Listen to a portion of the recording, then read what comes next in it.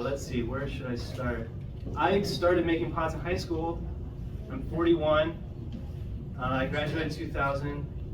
I grew up in Oregon, north from here, in a town called Roseburg. It's about 30,000 people. It's just south of Eugene, if anyone knows about it. It's right on the 5. There's 2 lumber mills and a bar and some, car lots. That's where I grew up, and I couldn't wait to get out. It hasn't gotten much better since, but I grew up there. That's where I learned how to make pots from my instructor in high school, and from there I kind of kept it as a hobby. I moved to Eugene with some friends who were going to college. I didn't want to go to college because I didn't like school, so I said, I'll go with you guys, but I'm not going to school. So I was like in that college house with like 10 guys, and I was the guy that just worked and came home. Anyway, I did that for a while until one day I was laying in bed, and I woke up and I could see my breath in the room. It was so cold because we were all broke. We didn't, so someone forgot to pay the power or the heating bill. I could see my breath, and I didn't want to get out of my bed. And my mom just called me, and I think I was 19. And she said, hey, why don't you come down to the Bay? Because she was living in Walnut Creek in the Bay Area, right? She said, why don't you come down here and you can go to community college? And I was like, okay. It's warm down there. So I did. I went to Diablo Valley Community College, and I thought I was going to be a nurse. I thought I was going to study, or I was working towards, okay, I got to get a real job. I really like English. Maybe I'll be an English major. Maybe I'll be a nurse. But I always kind of kept ceramics in the background, like something fun to do. And when I took it at the community college, I really got swept up in how incredible it can be, how much fun it could be, and how all these great people that I can meet were just there. They're here. They're like, you come in and you see all these fantastic people with their own stories and their own experiences, and it's really fun. And it's a place like this, everybody here is really lucky to have. I mean, not just you guys have so many studios. I walked around. I remember like the sewing, the glass, wood shop. That's really cool. So my instructors at community said, hey, you can make a living doing this in some way. You don't have to be a professional artist. You don't have to do it exactly this way, but you can study it and see what doors open, right? So I did, and I made my way to Utah for my undergrad. That was awesome. I'd never been to Utah. I just trusted some of my mentors, and they said, Logan, Utah is a good spot. If you want to learn how to make functional pots, get out there. I said, okay. And so I ended up driving.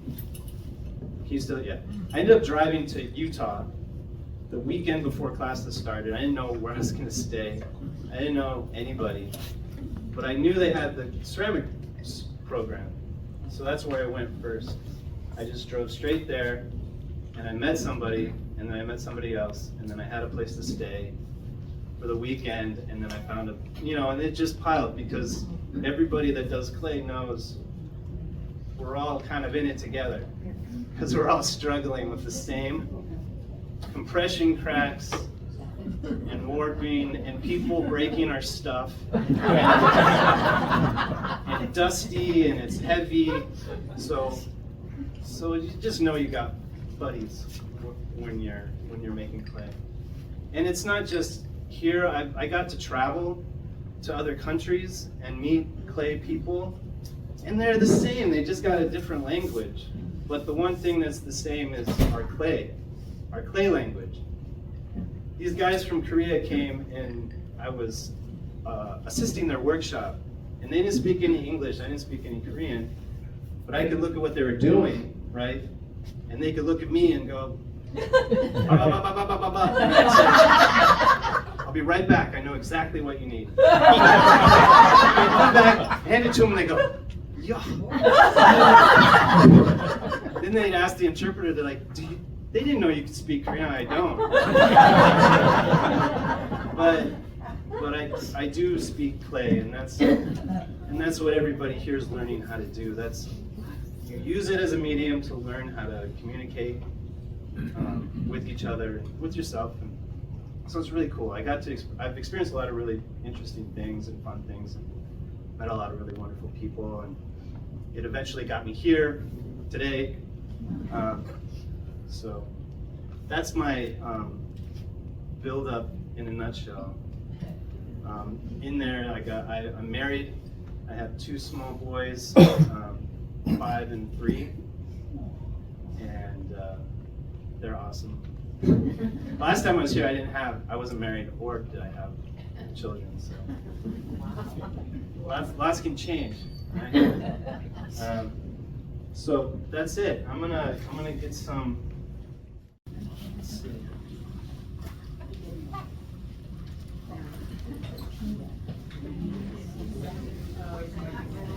Now I'm gonna wedge it.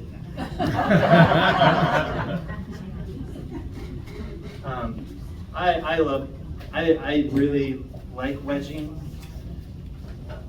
and I do it because I like to wake the clay up. And you can do it by like smashing it around, but it's kind of like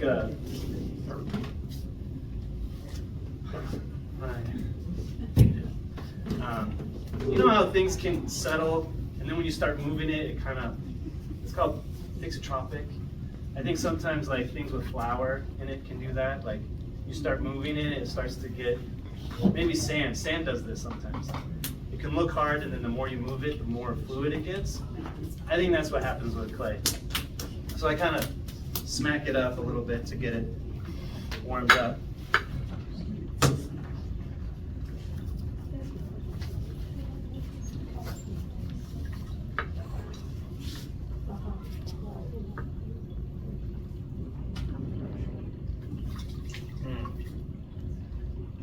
I'm gonna get the floor a little dirty. That's okay. Sorry. That never is here. We need a splash zone. I know. Smash Smash it. Is that okay for us to video? Yeah. Anybody can take a picture and video. I don't mind. If I say anything that's bad, just keep it. my name is spelled B-O-B.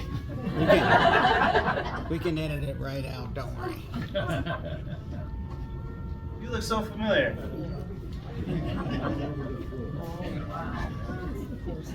Wow. I remember when Curtis came and we hooked you up in the studio. Yeah, 2013 Yeah. Jeez. See. Lots have changed since then. So you knew Heidi Krychek and CJ? I went to school with them. Oh, okay, that's where we know each other from. Yeah. Yeah, Heidi was a grad student when I was an undergrad. And so was CJ. Yeah, she went over to work in Vegas. I just finished building a big wood fire kiln. And so she went over there and we did a lot of wood fires together. That's where I met her. Oh, wow. Yeah, Heidi's great. Wait a minute, Bobby, you did that so fast.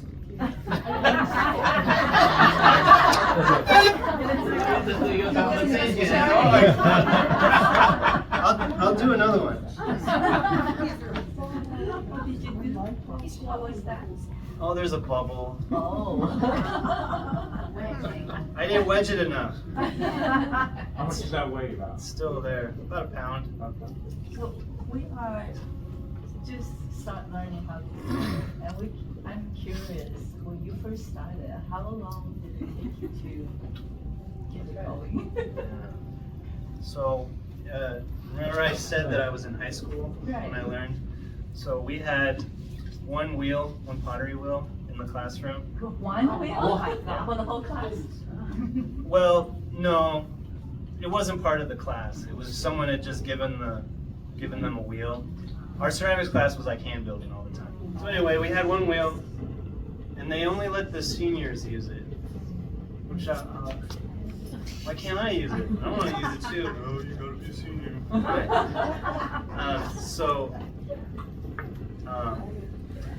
I don't know how long it took me, but I would go in there. So my ceramic teacher was really nice. Because he knew I didn't like school, and I was skipping classes a lot. And he let me skip, but in the ceramic studio. And so I don't want to go to history. I'm going to go make some pots. And so I just sit there and practice. I don't know how long it took me, but it was just a matter of doing it, and eventually you get better and better. It's like any skill, really. Like riding a bike, pickleball, whatever. You know, you're kind of bad at it first, or you're really bad at it, but then you get a little better. And then you keep going, and then you get a little worse again, and then you get discouraged. Maybe your friend over there is doing better than you, and why can't I do it? And you just have to keep doing it. So it'll take like 20 years. Oh.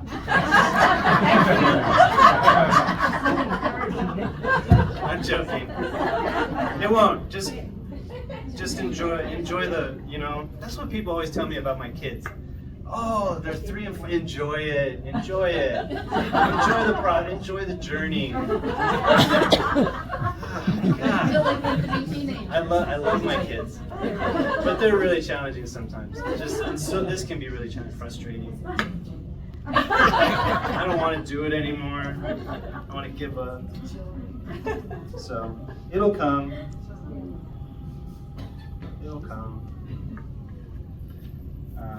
So these red ribs are great. They're really flexible. So I do a lot of the shaping of the outside this way.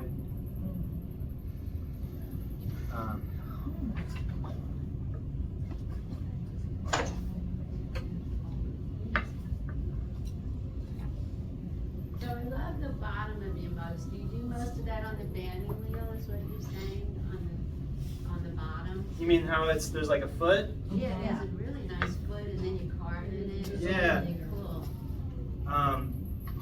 When I carve the design in there, I'm on that little banding wheel. Yeah. Yeah. And even the bottom, kind of, you manipulate that also. Yes, and I trim when the pot's leather hard. I trim it upside down. I use the wheel. Yeah. You want a board? Do you want to? You know, I was gonna put it here. Okay. I think doesn't that have a? There it is. Everybody does that. Where'd it go?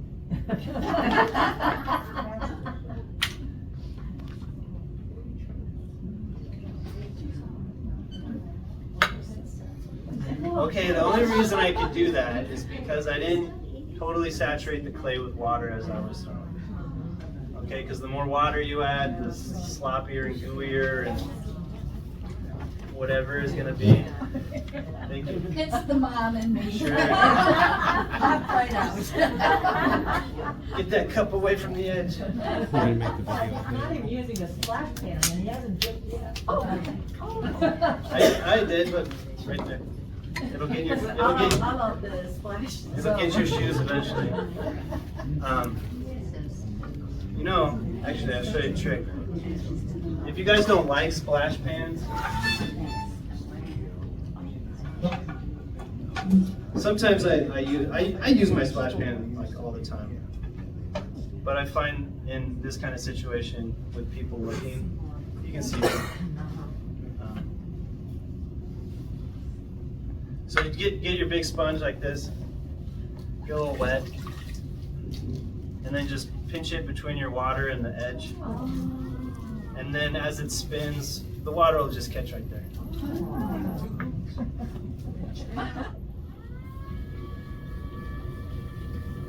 So the more you get around, the more you see people doing this other places, the more little things you'll pick up like that. I don't know who showed me that, but somebody did. Everything that I know, someone else showed me. That's not true. I figured some stuff out myself. But it's all based on things that's already there, right? Like my designs on these cups. You know, when I was first getting into pots, you know, you look at a lot, like all your books up here, you look, oh, it's beautiful, I love it, how'd they do that? And you start thinking, how'd they do that? And so when I first saw Mato Ortiz pots, you know about those? No. Northern Yeah. Mexico. Beautiful designs, awesome. And I just couldn't figure out how they could do it. And that's what I liked about it. Like, how they do that? How do they do that?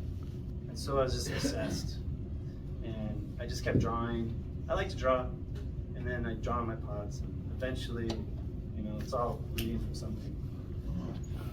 If you don't know Mato Ortiz, they're awesome. It's great. Amoka's got a lot of pots. They actually bring a couple of Mato Ortiz artists in every year. Yeah. It's a really cool workshop. Mataortiz. Ortiz, right? There. That's it. Okay, so I got it centered. I'll slow it down. I already kind of dipped down a little bit, and I'm only going as far as the very bottom of the inside of the cup, because I know that I'm gonna trim it that deep. I want the foot to be kind of tall. So when I'm doing this first little press in, I only go to where that is. You know, does that make sense? Yeah. Yeah. So I'm already thinking about how I want to trim the pot. So there's all these steps. If you can kind of keep all the steps in mind, it makes it a little easier.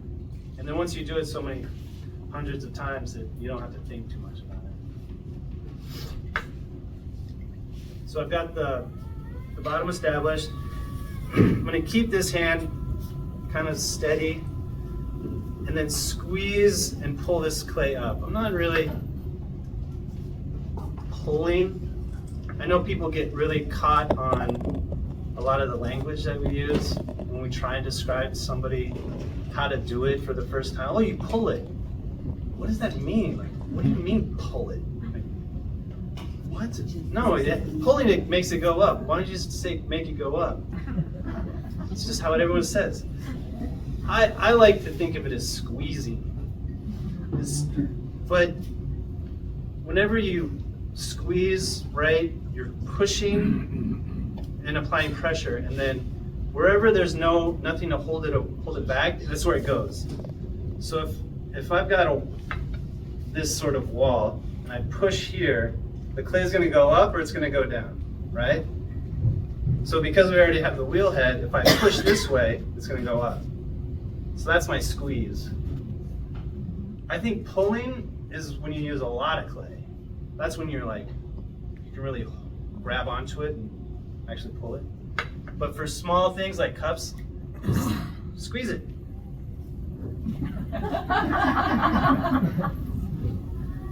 Okay, ready?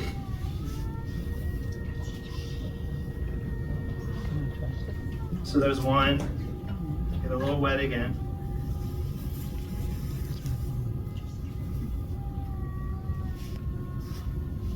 Two. And I'm also compressing the rim, thinking about that, how the rim's gonna be, because I can't make the rim the way I want it to at the end without thinking about it in the first few pulls.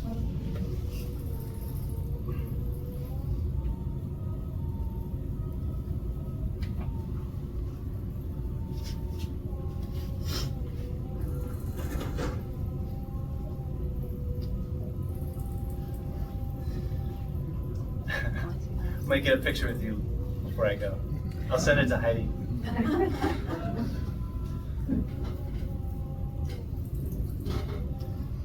You still doing the Chun Blue? Yeah. Big round pots? The Chunking. Chunking. I got a nice piece there, I'll show you. Okay. Done later. Yeah. Get a picture of me with that pot.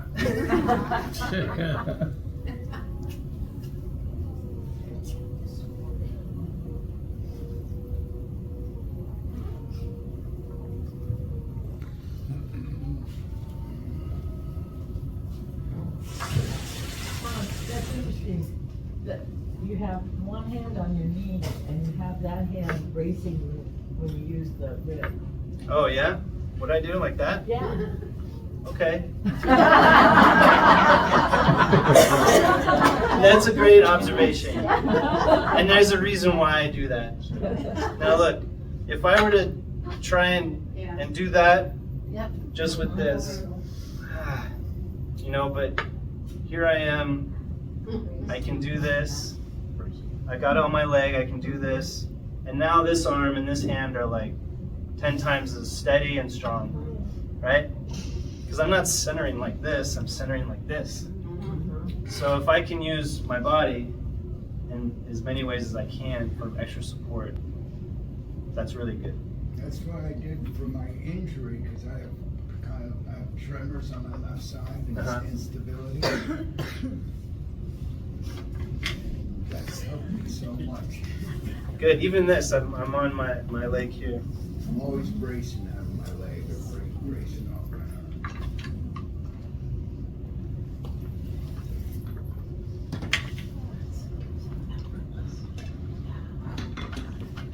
arm. So,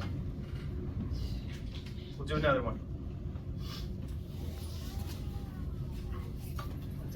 10. We'll take a break midway through. Too. Okay. You can decide, or I can just call out. It's halfway. Okay. Because I got the carving. I brought some wax. I was gonna do some wax resist with a slip. Yeah. The black slip, and then the throwing. Oh, and the coil building. So we got like 4 major things to do.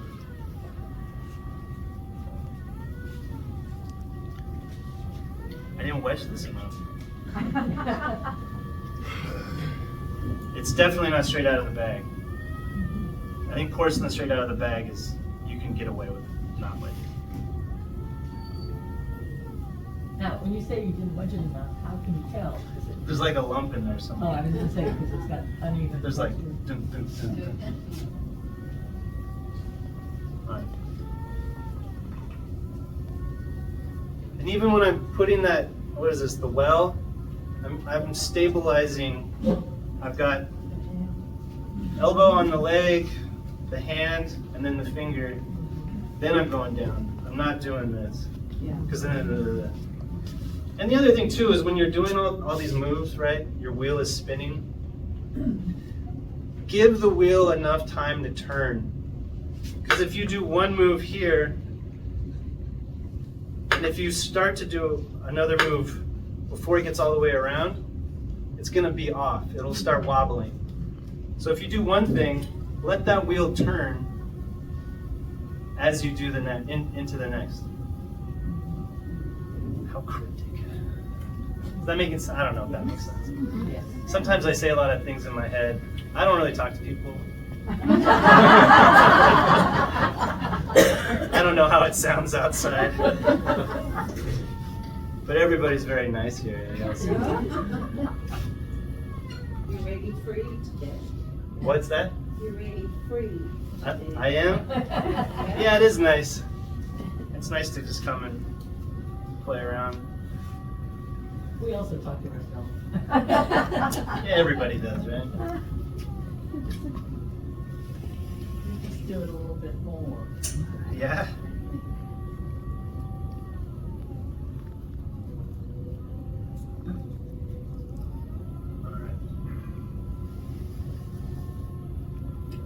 So this will be the last cup, and then I'll show you what I've got going on after that. No, what you just said, I just watched to make sure. And yes, every single thing he does, one of his arms is braced. That's good. That's arms raised and raised.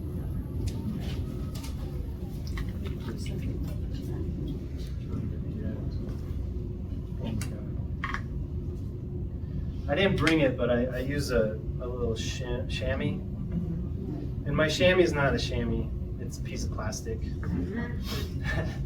You know your clay bag? I just cut a little strip off out of that, and I use that. It doesn't get, it's not slimy like those chamois. Or, put it over the rim to smooth it over. Or sometimes, if you need to, you know the little skin right here? You can kind of smooth it out just a little bit. Better on bigger pots, not so like delicate rims of cups. But if you're ever in a pinch, you can use your fingers. Oh, and this is a cool move. You get gooey stuff all over your hands. Take this hand, over like this, take this hand, go here, come up, down, and then you get your goo right there. Now it's on this hand. Do the same thing. Right? Now it's here. And then you use your towel.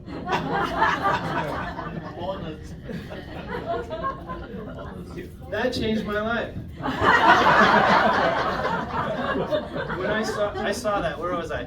I was in Davis, California. CCACA conference. So there's this guy named John Netsoulis. He's got a gallery. He runs a conference for California colleges. Colleges like converge. They do demos. They do shows. And I went there when I was in community, and there was a man from Taiwan named Alian. He was demoing on the wheel.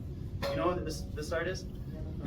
He makes incredible work. Teapots, trompe l'oeil. Looks like wood teapots, right? But that's what he's really known for. But his deal is wheel throwing. Awesome thrower.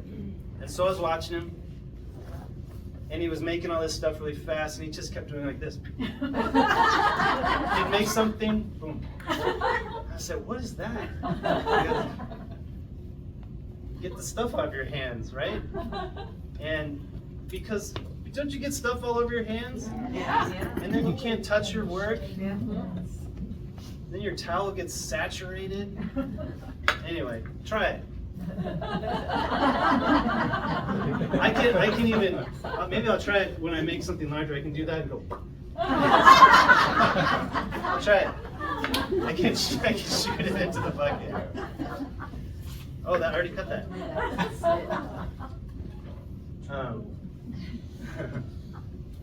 If you don't know Alian, check him out. I think his name is spelled A-H-L-E-O-N. And if that's not the correct way to spell his name, throw in a Taiwanese or Taiwan teapot. You'll find him. He had a lot of tricks. Cool tricks. He didn't tell anybody, but he had this little piece of string attached to his finger. So he's throwing off the hump, and then he'd do this, and then pick it up and just take it off. He cut it off perfectly without showing anyone how he was cutting it. And it was like a sewing thread. It was tied around his finger, and then every time he'd just run it back, and so it would sit on his finger. And when he was ready to cut, he'd just put it on there. If you have thread here, I'll try it. There's a sewing studio. Anyway. How do you spell his name again? A-H-L-E-N.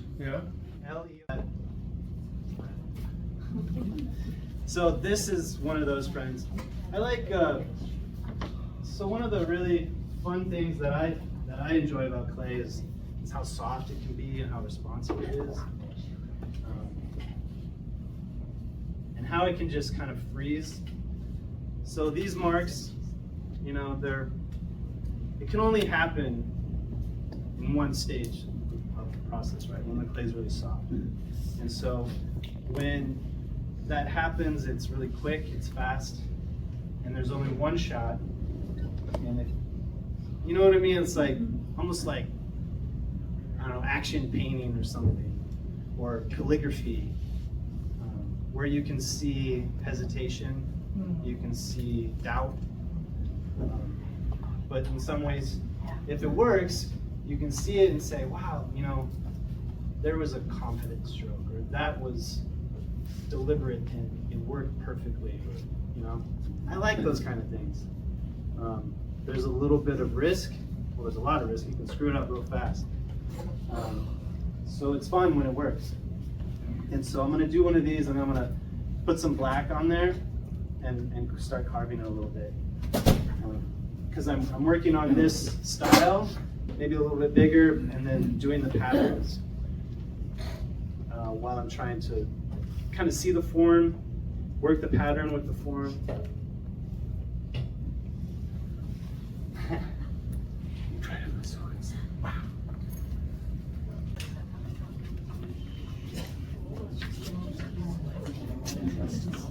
You like doing that. So I'm wedging on the floor. And this is, I do this in my own studio. I might have a wedging table one day when my knees give out. But I find this way of wedging pretty good because I have most of the weight of my body. It's not taking a lot of muscle. It's just the weight back and forth.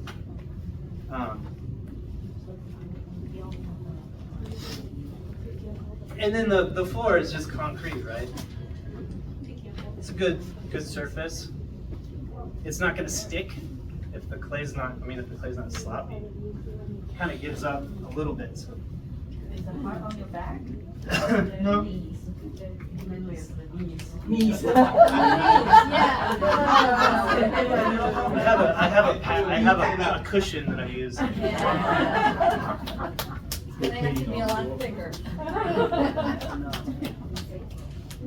It's got lots of bones. Yeah. Oh, thanks, man.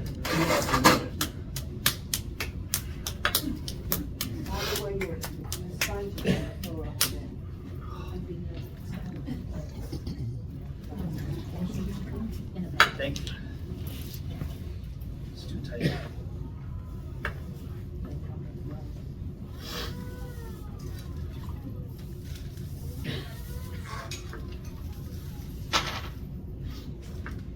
Before you put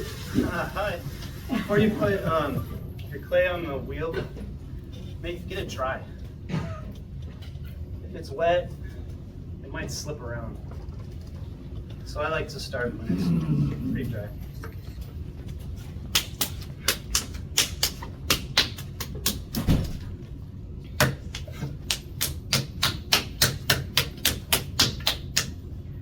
How much did you think that weighed?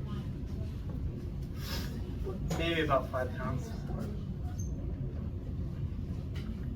Maybe 5.5.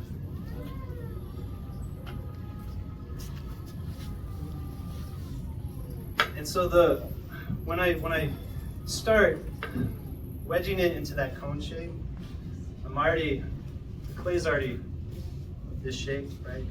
It makes centering much easier. I'll start by making sure this edge it gets down first. Because if I push down at the top and it folds over, there might be water and then I'm gonna have a bad attachment. So make sure this doesn't have like a overlap. And then the cone up and down.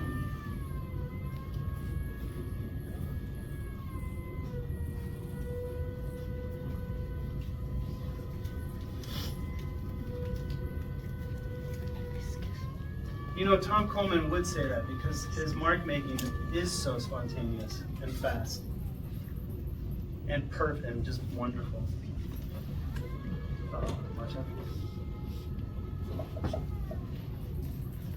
In his biography, he said he preferred decoration to drawing.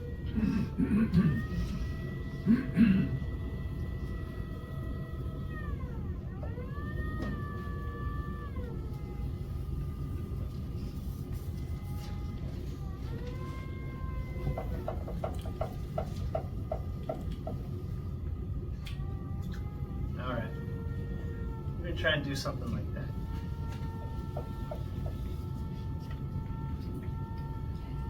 See that?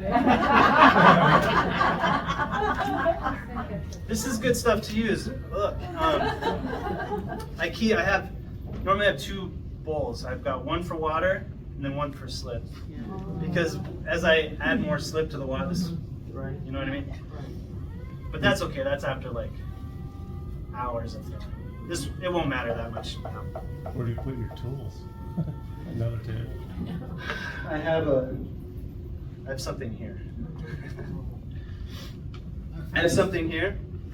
I have this, of course, and then I have something here. And then I have to do this.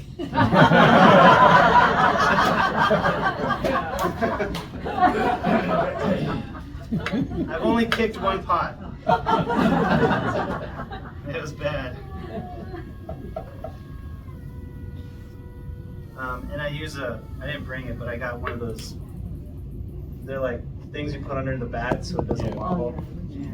Back grabbers.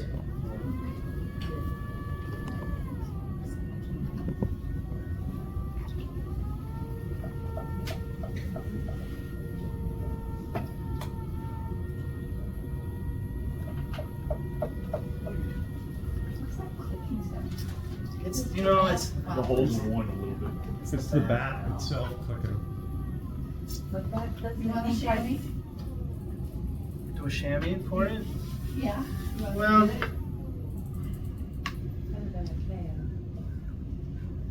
you know what? How about a piece of paper towel? Here, I can just give you I've got a Little back grabber. No, paper towel. Let me see if this will work. Paper towel. In case somebody doesn't have one of those Sure. fancy things.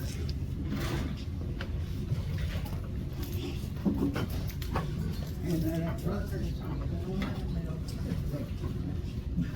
Maybe two. Thank you. I use a piece of newspaper usually. Yeah.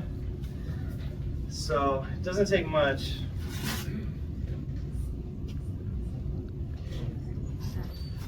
Maybe like that.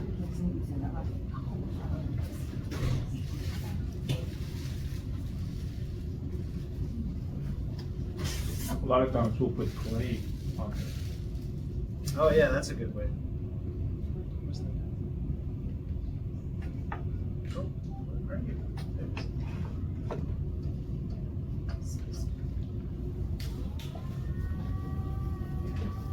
There we go.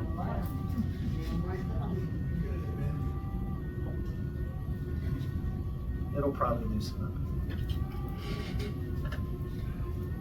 So this is a flat bottom, right? So I want the whenever I make a cylinder, I don't start making it perfectly straight up. I always have it like a cone, a little wider at the bottom. That just gives it more stability. So as I come up, it's not wanting to do this, right? Because it always wants to do that.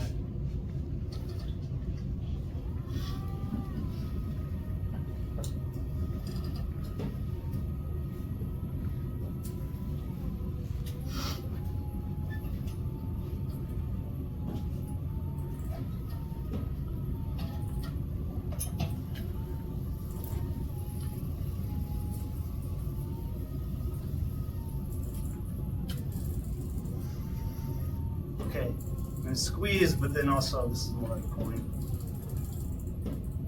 Oh, you know what? Imagine from the center, right? Imagine a line going straight up, like if you were to hang a pendulum or a plumb bob, straight down. You want, when you pull, imagine pulling up to that middle point, not pulling up over here. So keep that cone shape in mind. Pull to the center, not pull up here. pull inward. Yeah, pull into the center. I want to get up here, right in the middle.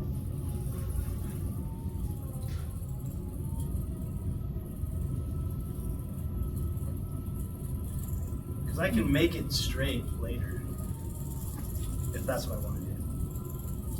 But once you go out, it's way harder to come back in.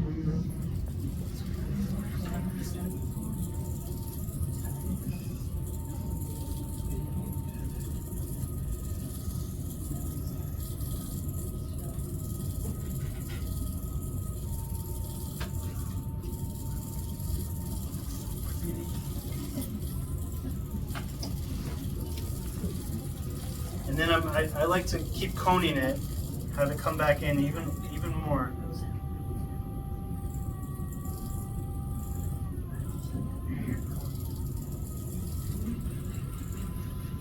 And there's still a lot of clay down here.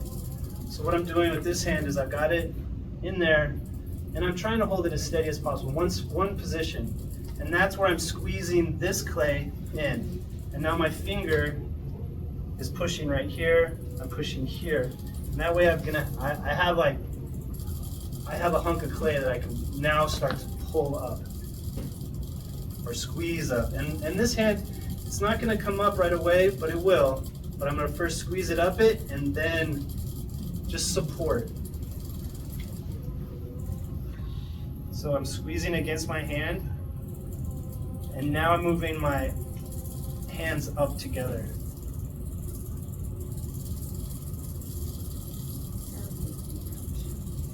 Okay, this is where these fingers are right here. This hand is pushing, so I'm pushing like that, okay? So I'm actually like squeezing the clay against this hand, and as I squeeze, it's turning, and it wants to go up. I'm just supporting it.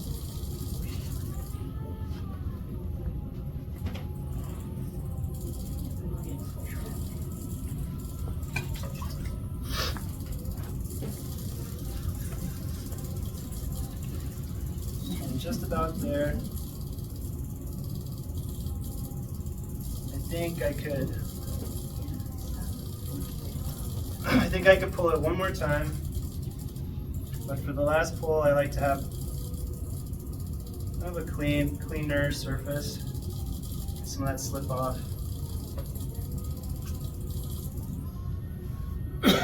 And the longer the slip stays on the surface, the faster the clay is going to start getting soft and more difficult to move around. And then of course as you're working, get the water out from the bottom. It doesn't need to be at the bottom, you're not using it. The only thing it's doing is causing the bottom of the pot to get soft and wet. And eventually, yeah, you'll crack it. So just get it out of there every once in a while.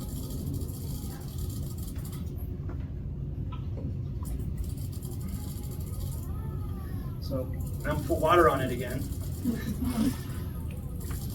Okay, let's do one more pull.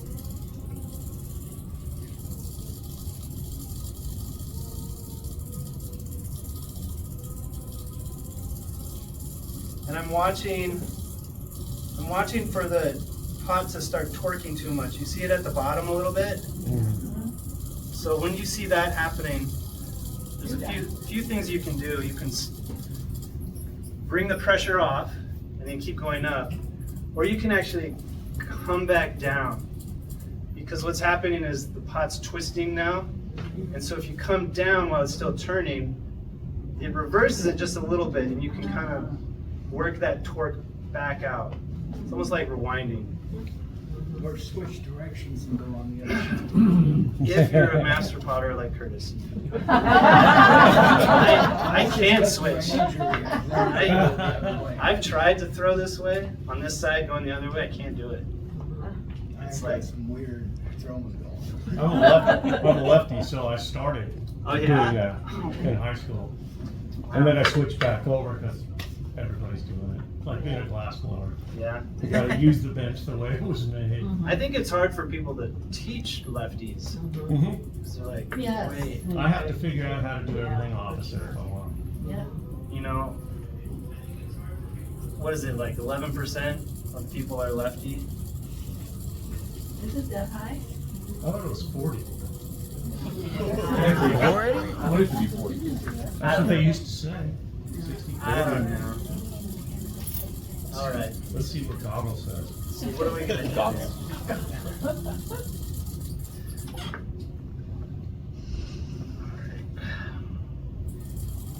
There's a lot of throwing lines in this one. That's okay. There's always like some extra clay down at the bottom. Can't get, I mean, it's hard. Some people can, but I just get rid of it. I just can't get that much clay up. So I take this little guy, and I'm gonna sort of slice off part of it. It's almost like trimming. What? It says 10%. US or in the world?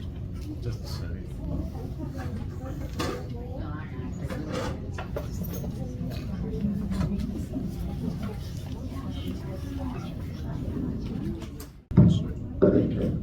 So I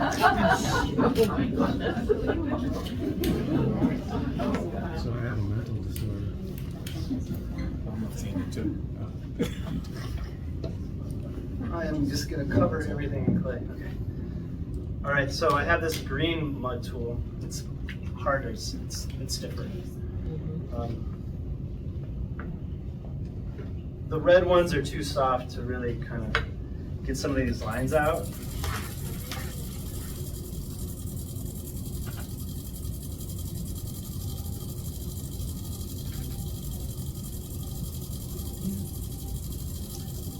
And this is kind of like the same as like throwing what I just did, but just supporting the inside while I'm letting the pot turn, and I can scrape that slip off.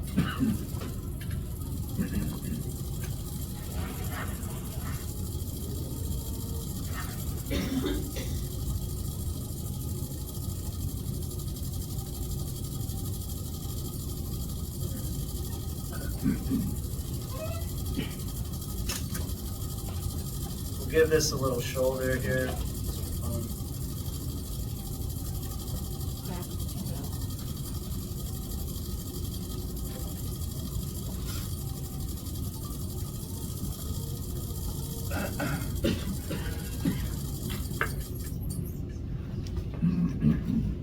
Okay, now the fun part. So when I do this, the outside needs to be kind of dry, not sticky.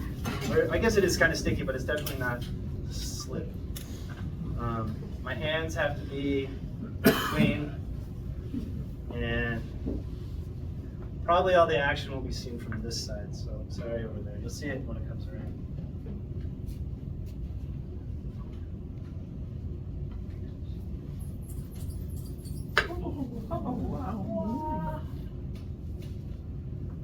He's got his hand in, and he's pushing near his hand. So where his inside hand is, it comes out, and the other goes in.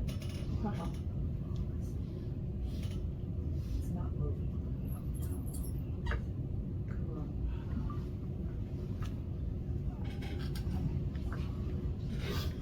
Okay, how do we do? Great. Great. Okay, but now it's all, we gotta fix that.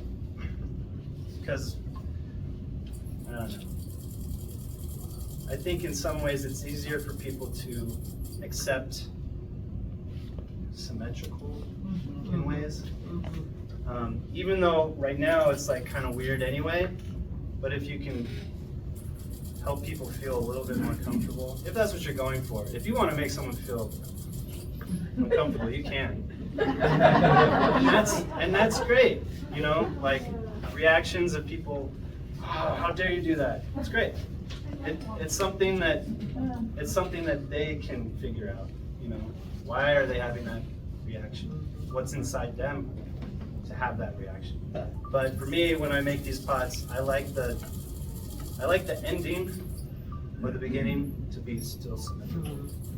Because I just love those pots.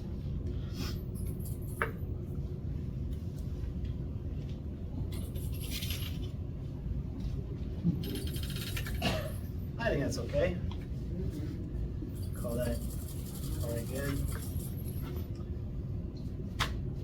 And voila. Cut it off. I will leave this on that because it's just too big. See, it's still a little off.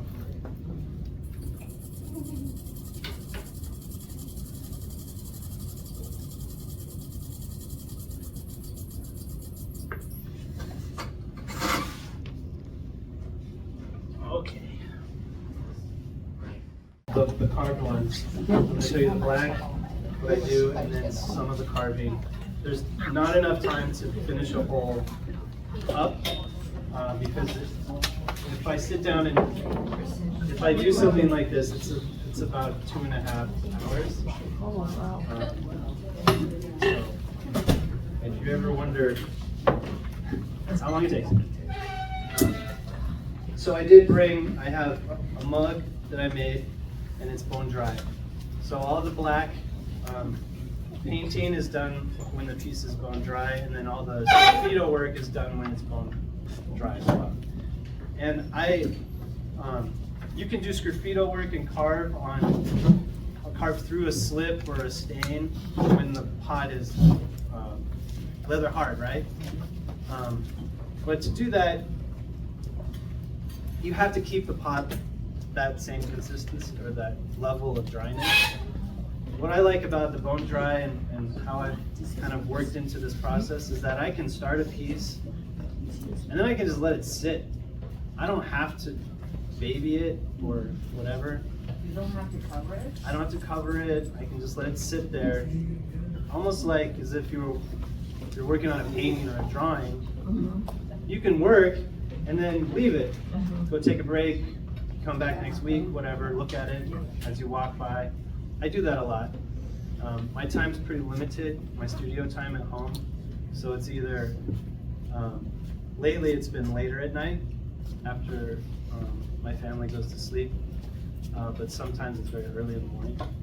So I don't have the luxury of the full time frame. So the bone dry is perfect for me. I've had pieces sit for months and months. Because I can throw quickly. A lot of my experience with pot, I used to be a production potter as well. So I'd sit and make pots all day. And so the throwing doesn't take very long at all. So I can crank out a lot in a day, and that number will last me for months, which is nice. But then I don't make a living off this. This is just something I play around with. So anyway, the stain that I use is 80 parts black mason stain, okay, 20 parts Gersley borate. What? How do you spell that? G-E-R. I can give it to you all. When you're right here. Yeah. Yeah. I'll send it out. S-T-L-E-Y-B-O-R-A-T-E.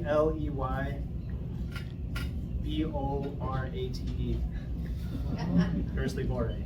Can you use it as in a sentence, please? Gersley borate's like a low temp flux. But ask Pat later if about it, or Ben.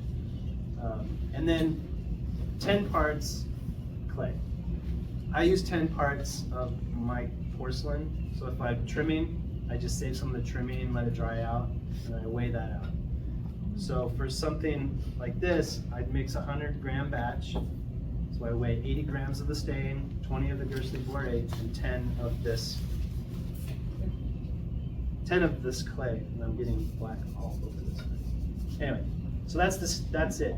And I mix it to about, it's perfect. Bobby, is that greenware? It's not been fired, right? Yes, it hasn't been fired. Right. All right.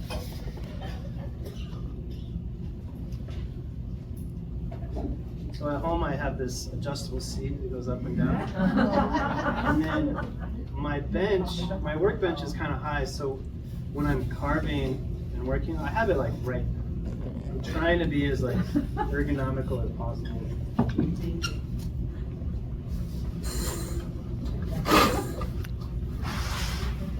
You just put up with a fine?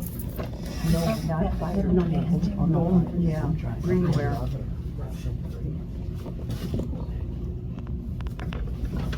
So try to split the space up and keep the lines as straight as possible.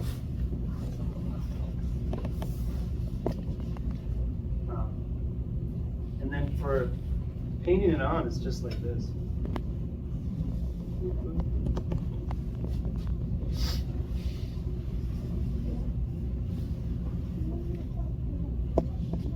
So, someone had asked if I do layers. They kind of overlap a little bit, but it doesn't really show. Some things, when you start layering, you really see that. This one, not so much.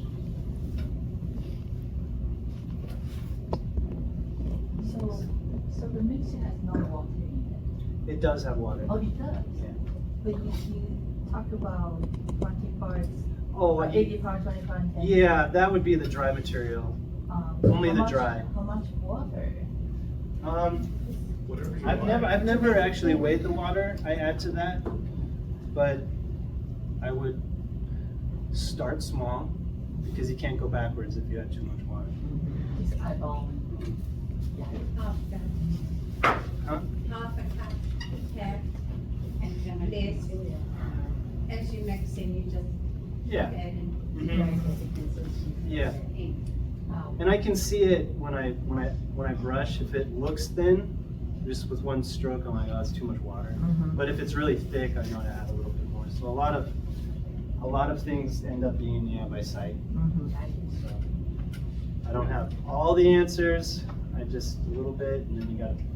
It does eventually settle down a little bit. You can drop a little water if you really. Yeah, that's true.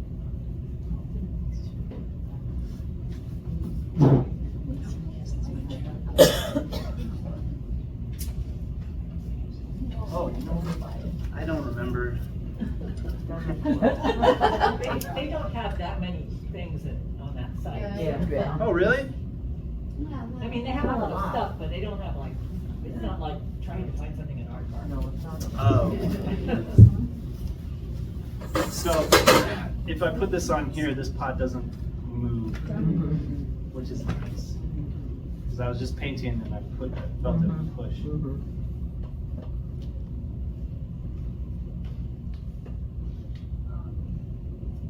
And then you're like, well, how do you get under the handle? Very tricky.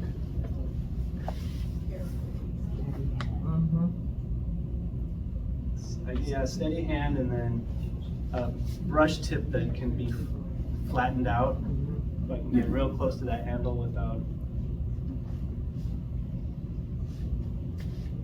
without getting black on the handle. The black is the mason stain. Oh, it is. the Yeah, so the mason stain is like this black powder There. full of metal that you don't want to. Definitely not. And then the Guernsey borate's kind of like a whitish color, but the black is so overpowering that you don't see any of And so that. you can use any mason's. You could, sure. I mean, really, that's like if you use underglazes, that's all really that's in underglazes plus some other stuff. I think.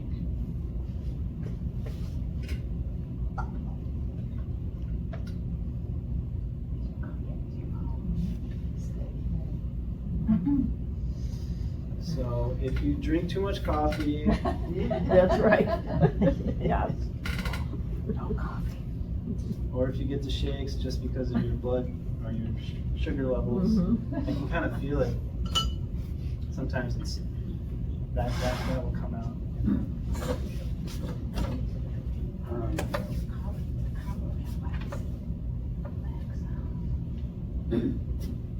So that's it. That's all I got to do for the black. And then a lot of times I forget to put the cap on, and then it dries out. Forgot to wash the brush. Yeah. So when I start, I always kind of frame it. I start with a line up here.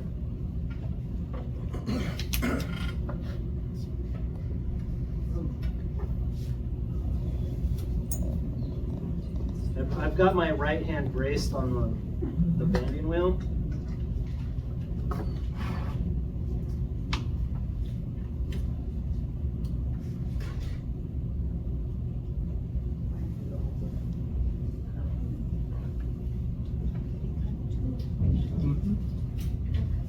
It's under parts. A little tough. What was that? Oh, this is my sgraffito tool. This is from Diamond Core with some kind of like metal, or I think they're called Diamond Core because they have diamond dust that they glue to the end so that it stays sharp for a long time. On each side of the wood.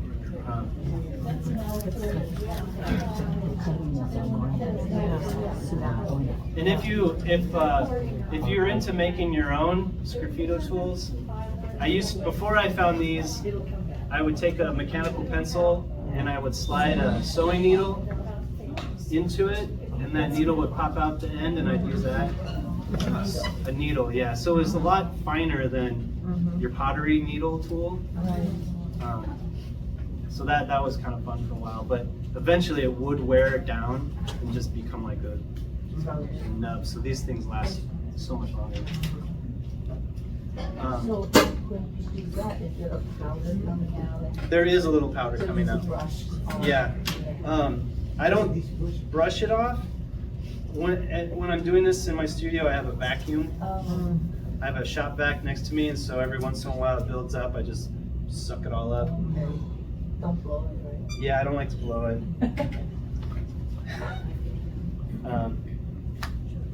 So here's all of these are split evenly, right?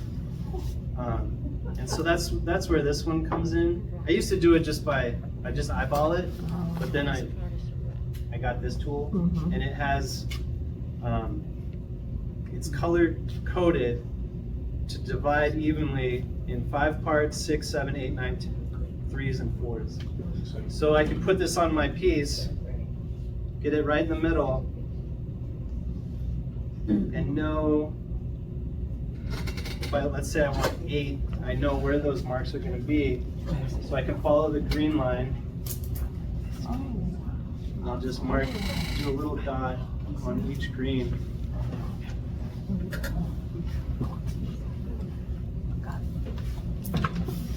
And if you need to come up to look, that's totally fine. What's the name of that little tool? No, I don't know. I don't know.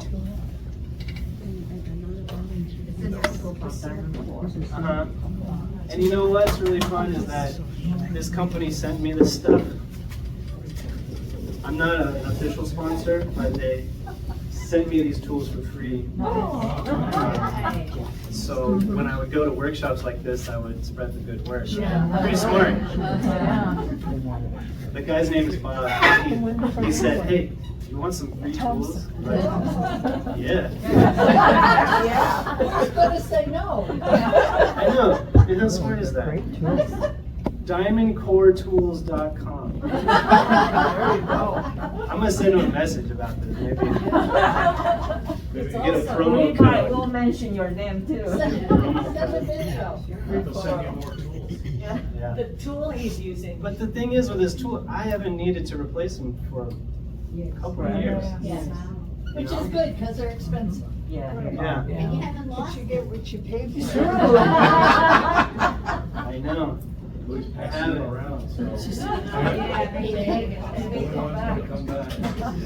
The one I he's think using. one of these lasts me about a year and a half, year or 2 years. The end is shaped kind of like a football, and it's rough. Surprising. So Bobby, the pressure you're applying is just enough to remove the stain. Yeah. Yeah. I don't want to go too deep because I don't want to crack the, I don't want to poke through it. But I do like it being thin because later you can see through it, the translucency. So I've got, let me split this up a couple more times and then I'll just do some straight. Well, we'll see. See what happens. I think a lot of times when you get kind of into a certain style or something, you figure out your steps, and in that repeated steps, there are moments of places that you can change it up. So for whenever I'm working, I know that I'm gonna split it this way, I know I'm gonna split it this way, I might start here, but then I can kind of step back and say like, oh, maybe I can play around with this part. You know, that way, I mean, none of these are exactly the same, but they're pretty close. They're all based on the same steps or ideas. I think that's pretty fun. You know, something to do. I guess. So you see all these itty bitty marks? Like, I've started to split those two lines. I didn't bring it, but I do have a laser.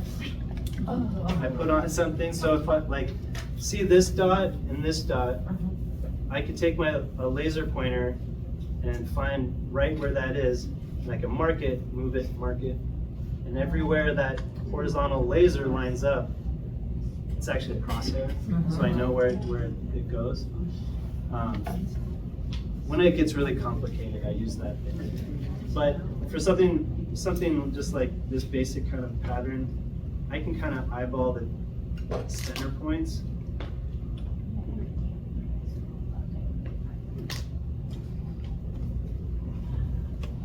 So you never use a straight edge? No. You've been doing it a while. Yeah, and you know I've tried, but and I haven't added any like gum or anything to this stain. Right. It smudges. This will, if you touch it, it smudges. Like, and then you'll get it everywhere. Yeah. So I do my best not to touch the black part as I'm doing the designs.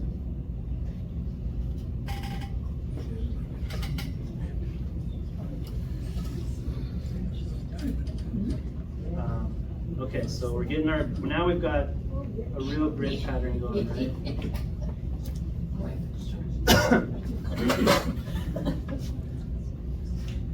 So I'll just connect it. Now it's the game of connect the dots.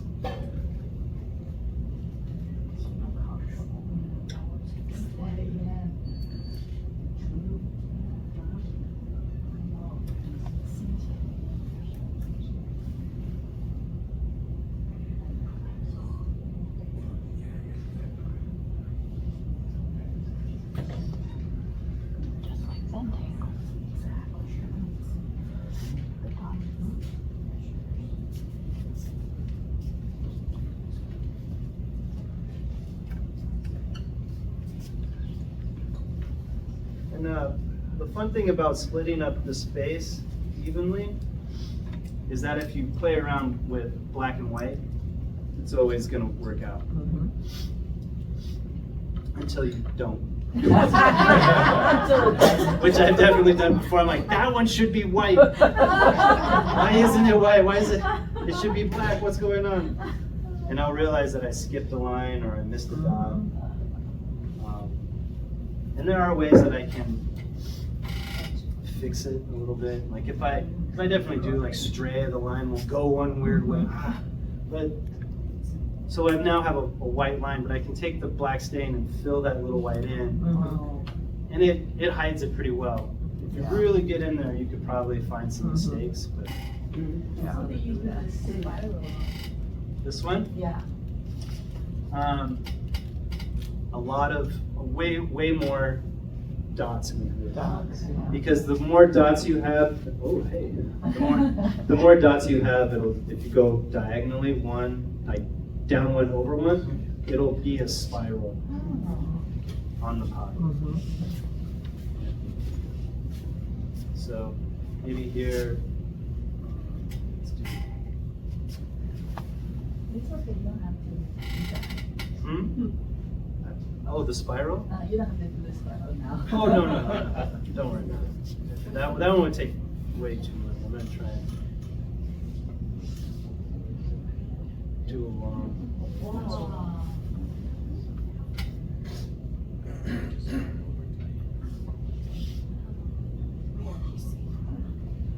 So I'm still hitting those dots, and because everything is split evenly, I can repeat that same line again and again, right? The whole way around.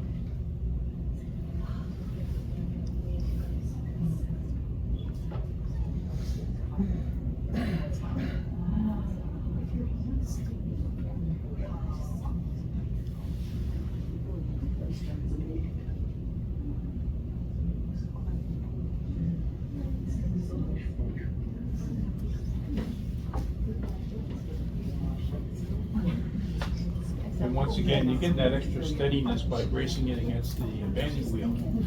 Yeah, I've got my pinky finger on the banding wheel lightly, still so I can turn it. My hand is on the table. Right. And this one, I can't do anything, mostly just because it doesn't feel good. But even my leg is up against here. Right. And so, yeah, that stability is good to have.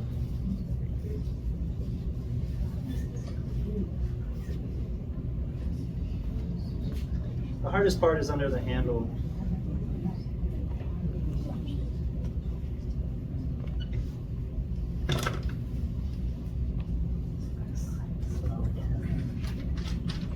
Mesmerizing.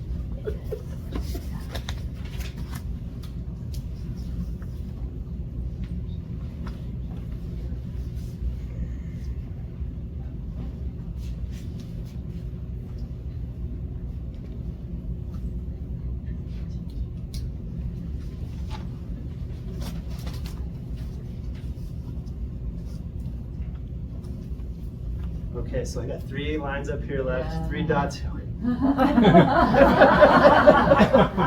right. Got it. But there's still a lot of time, I can still screw this up.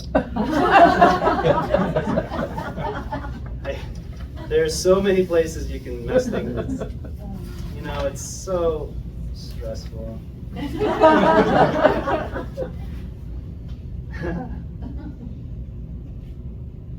I don't know why anybody does this. It's you got to learn how to do it, and then you have to get it through all the steps to get it out of the kiln, and then you have to tell somebody how much it costs, and look at their face. Why? Why, oh, why? I don't know. No idea what goes into I that. don't know. Yeah. We tell them a price and they're like, and if, you know how many hours? No, they don't. They have It's, no idea. it sucks, but Yeah. But we're not. And we all quiet, we sit and watch you. I know, I guess we do it, or I do it just because Because that's what you do. it's fun to sit and know that you can be creative and have a straight line forward, like I'm gonna make something, and that's pretty good. Yeah. You know, that's a good way to spend your time. Yeah. And sometimes you wonder, where does all that patience come from? Where does that come from? It's amazing. I think you gotta do it to, you know, like you have to do something and then get really mad about it, impatient about it, and then be aware that you're being impatient about it, so you can try and be more patient. Kind of like having kids. Right. Yeah. A work in process. Yeah. Does people have kids? Yeah. Grandkids. We went out for dinner last night, and you know Asia Kitchen? Yeah. That's a good spot. And we're sitting there eating, and this couple they finish it, they stand up and they walk up to our table and they're like, we used to have 2 boys too. And I was like, oh, I hope they didn't hear me. Like, just put that down.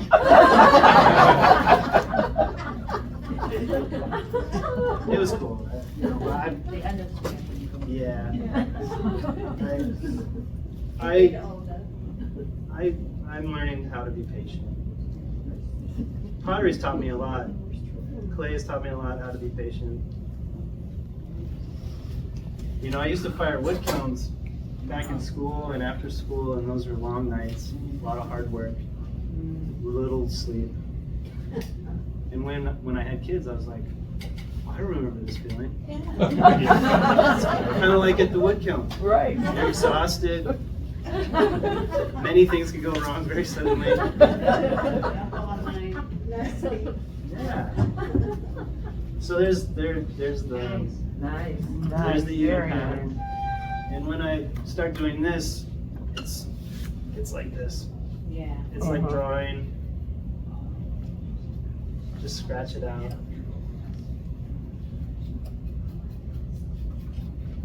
So is that the design you're working on? Is that kind of spiral? Yeah. It's like the Charlie Brown spiral. And the same tip you went to carve out for the design is the same one you're using right now? Yeah. Yeah, but there's. Okay. Right behind you. Now, if I really want to knock this out faster, I can use a bigger edge, I think. Do those come in different grid sizes? I don't know if they come in different grid sizes. I think that might all be standard. But how big this is changes. Okay. And the shape of the edge. DiamondCoreTools.com. Yeah. Diamond Core Tools. Yeah, I know. I get Instagram from them all the time. All the time. Uh-huh. Well, they have those cool ones they used to like carve out whole handles. The loops. And they loop it out. They make great handles. No, the tools make great handles. The handle makers? Yeah. Oh, yeah. They're called extruders. Yeah, I'm not following. I was asking about I have to Yeah. use the this. sgraffito Yeah. tools. No, And the loop tools are just a larger version Yeah. to remove more material or go deeper. Exactly. But they don't make handles. Yeah, you can make a handle. Yeah. You can make a Yeah, company they have a out new of it. one. It's an extruder. Oh, really? Absolutely. No, Yeah, they actually, do. they have tools that I have them in the trunk of my They're car. called extruders. Yeah. Yeah, and you just take it and pull it along and it makes a lovely handle. Yeah, it's a loop tool. And Yeah. yeah, you Yes. can do that with almost any loop tool. Yeah. What's nice about this process is you can stop at any time and go back to it any time. Exactly. Yeah. Like this piece, that'll take multiple Oh, yeah. sessions. I can really only sit and do this Yeah. Yeah, Yeah. exactly. a Only few so hours, and then I really gotta stop. It's Even a few accessible, hours is right? too long. Yeah, and I can get into it. I can put some music on or an old movie I've seen 100 times, and I started meditating on the side. In your spare time. My therapist says I need to meditate, so I do. But then my mother-in-law is Thai. She was born and raised in Thailand. She's Buddhist, and I love the chanting that the Buddhist monks from Thailand do. And so I found some YouTube chants, and they're long. They're like very repetitive, circular. Like what they say or how they're chanting. It just repeats. It starts over and over again. And I've done that a few times. I like that a lot. And I can lose hours. It's kind of what get into a zone. Yeah, it can be. What I realized though is that saying something's meditative can be used very lightly. I think what is meditative is that when you're doing something like this and you have a thought that comes into your mind that's not about what you're doing, you have to recognize it and let it go. Right. That's the whole idea behind meditation. Right. Accept it, acknowledge, and then let it go. So you don't. So you're only here in this In the moment. time. In the now. So that's something I'm trying to work on. It's really hard. Have a copy. It's really hard. That is hard, yeah. Or unless when the kids are out, honey, I gotta go to the studio. Yeah, I can't get away with that. She doesn't let me get away with that. So does that you use? So these, the cups, they're all very symmetrical and even, right? And so that makes splitting the space up fairly simple, right? It all has a center point, Mhm. and then it kind of radiates down in a grid pattern. When I started doing these, what was challenging and fun was just like, well, how do I work now this? And I think I figured something. And then the pattern isn't so, it's not repeatable, it's more random, Mhm. organic. Yeah. So there are parts of this, like if you were to not look at this part of this part, right? Can you imagine that being split up evenly, right? So what do I do with this space? So I just started kind of blocking it out, sort of looking at it and saying like, well, if I were to, I think these areas I'll glaze.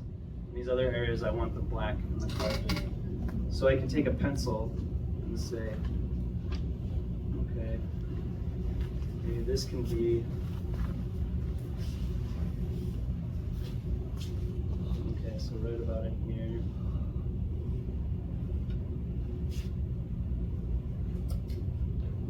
And I just want to block out that space. Or split it up maybe? Is that what I'm trying to say?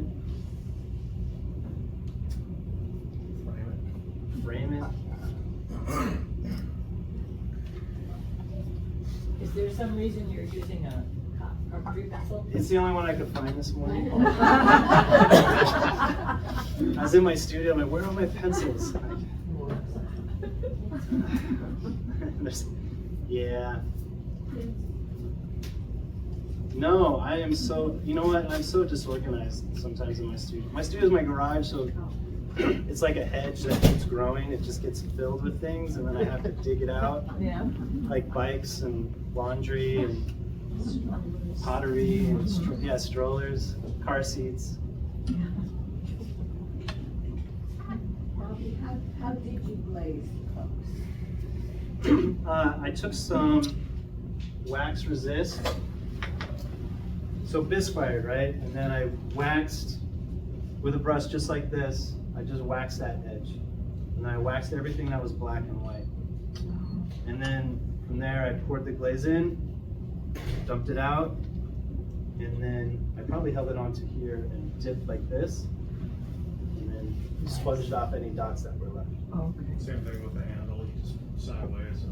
I think I held it just like this, and then the whole thing just got Oh. dumped. Oh. So the handle got glazed as well. Did you wax on this? Yeah.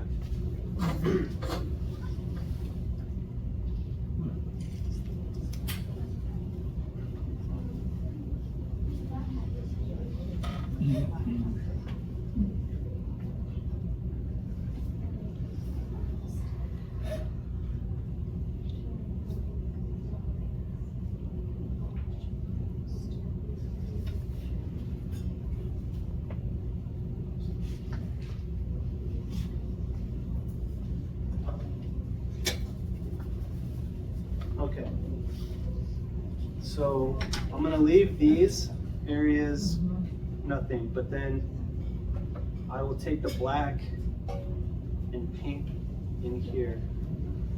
And I won't do the whole thing, because that'd be really boring.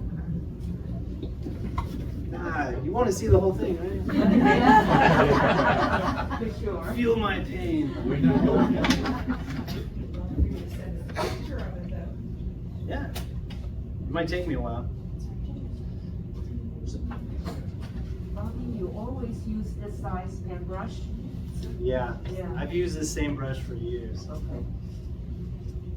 Actually, I had a few, and I think this is my last one. I got this when I got this. It's like,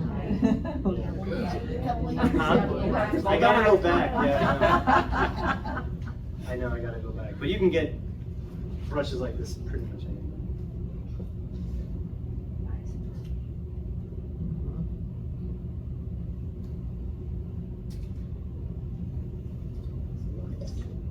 So the whole other idea that I want this edge to be, I want it to flow. I don't want it to be scratchy or anything. So there's a little bit of like You gotta like twist the brush and you gotta move it a certain way. Otherwise it gets.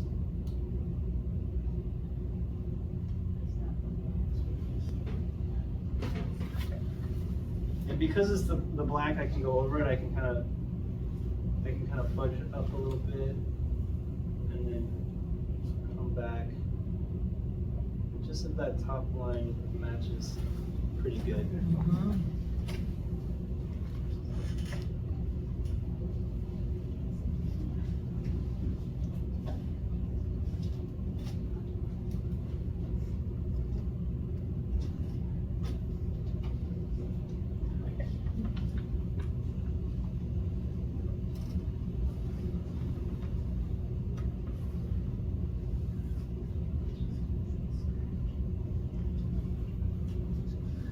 So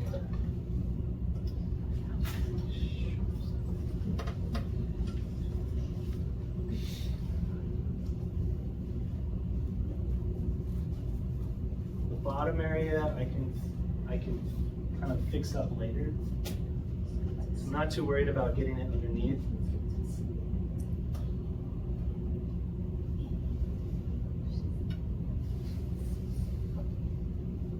I've got that space sort of blocked out.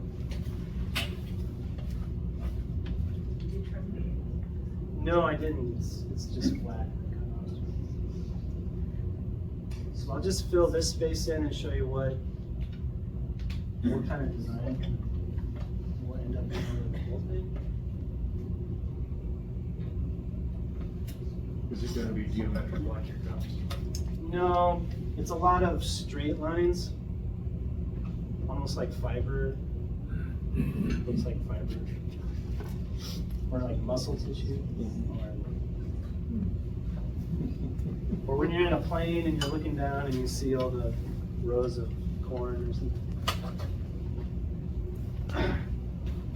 Okay, so same tool, but I'm going to give myself a little room.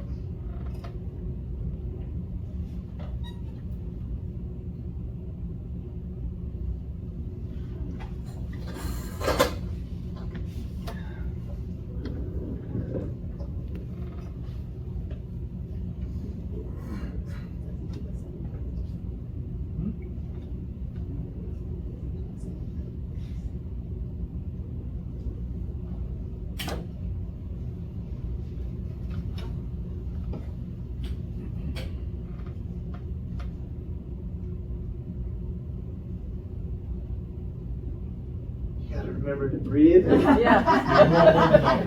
That's right. We're all holding our breath. Yeah. Okay, so that this idea will be throughout, right? Mhm. It'll be all framed. Right. Okay, and the design is fairly straightforward. It's a lot of straight lines.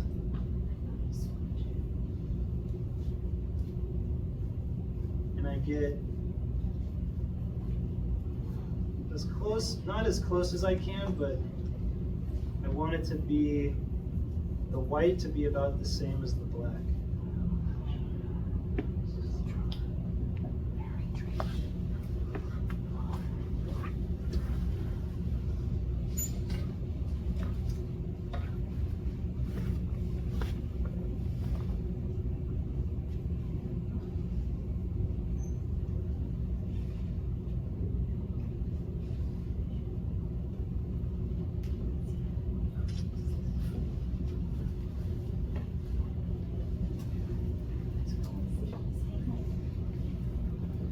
That's just lucky, right?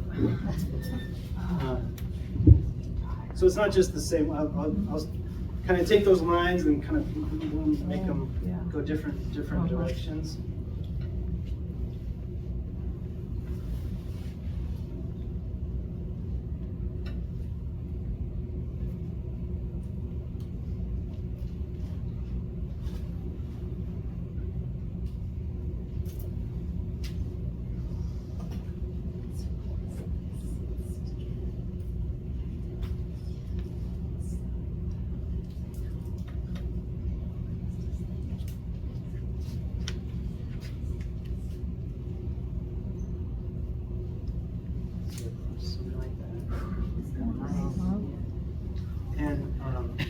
like to extend like this one. I can take those long ones and pull them that way, and then it pushes those lines underneath it. So it gives the design a little depth instead of just kind of like a flat pattern or a flat.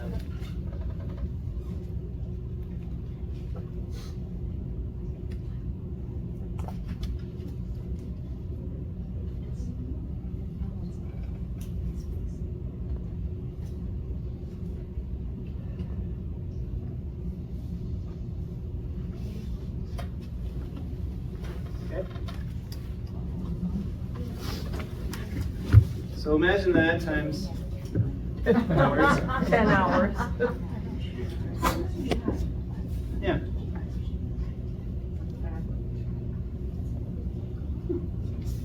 Okay. Next I have, let's do my clay. Let's see, maybe.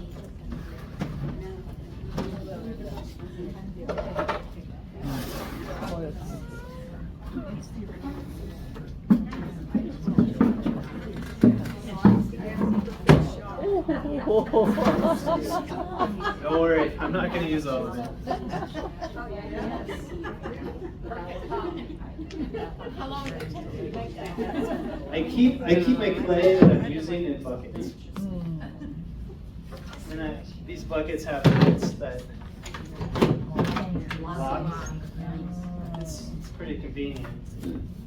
So if you're around any calcium hydrochloride, you know what? They probably have something like this for the swimming pool. Yeah. So find out who the maintenance guy is. Daniel. There you go. Ask Daniel about butter. This is stoneware. Specifically, it's named Rod's Pod from the clay. You guys know this clay? Yeah. You got it here. It's a great stoneware. Yeah. Yeah. If you are throwing on the potter's wheel with porcelain, try using this and you'll feel a lot better about yourself.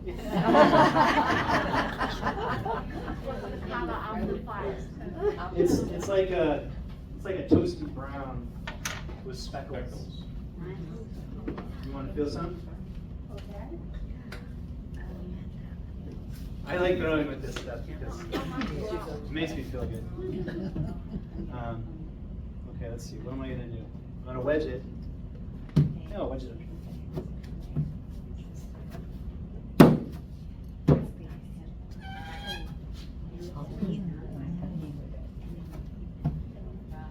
Too high.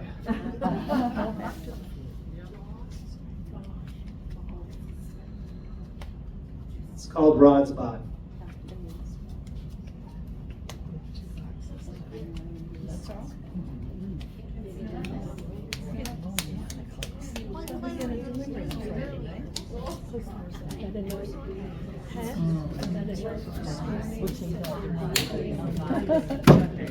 You know I'm going to use this Yesterday, canvas.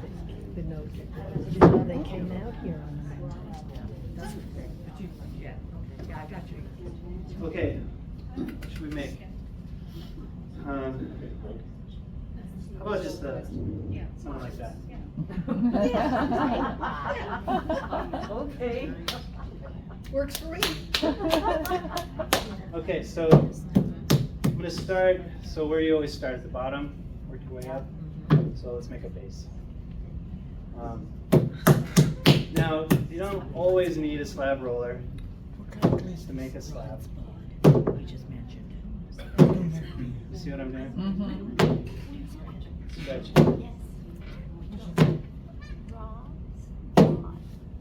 So it's hitting here, and that force of it is then pulling it this way. So switch it, switch it, switch it.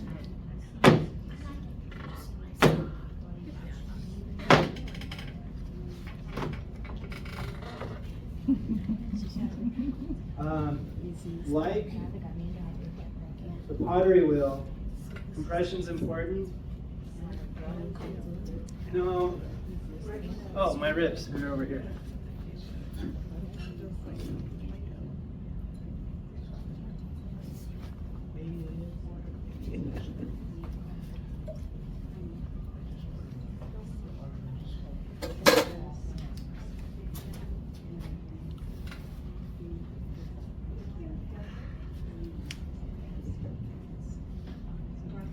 Just smoothing it out.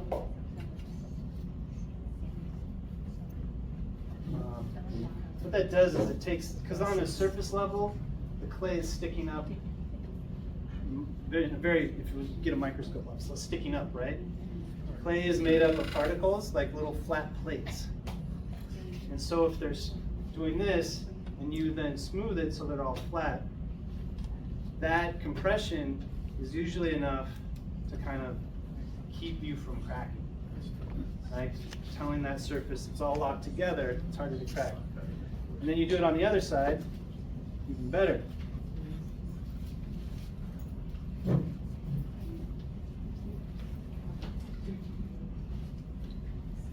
Is that about a 1/4 inch thick, you think? Yeah, I guess so. Yeah. There, maybe. Let's, and then we get our, oh yeah, my tools are right here.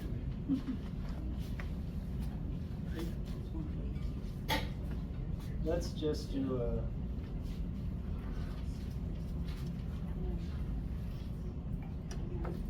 let's do that.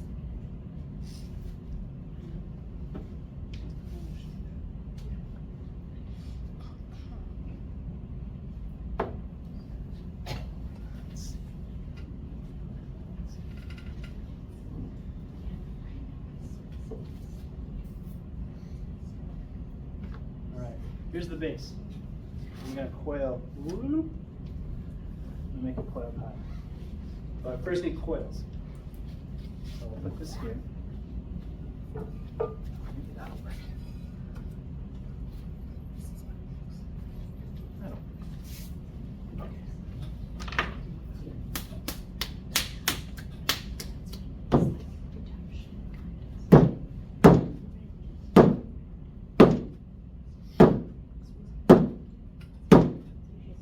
Now, don't do this against that wall.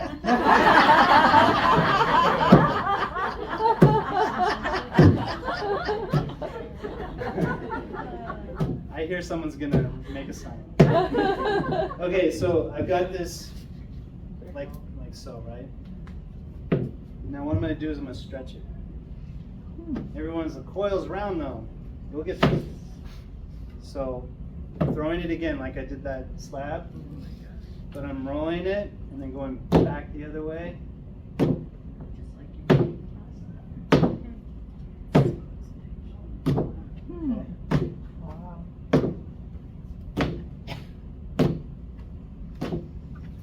You don't have to do it, you just go for it. Doesn't have to be perfectly each side, this way or that.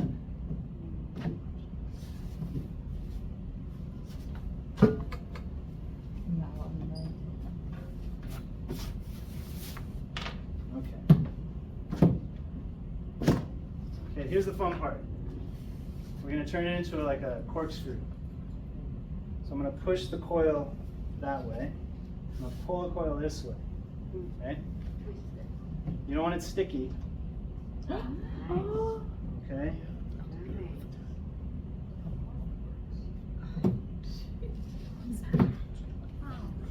And now you can roll those edges in.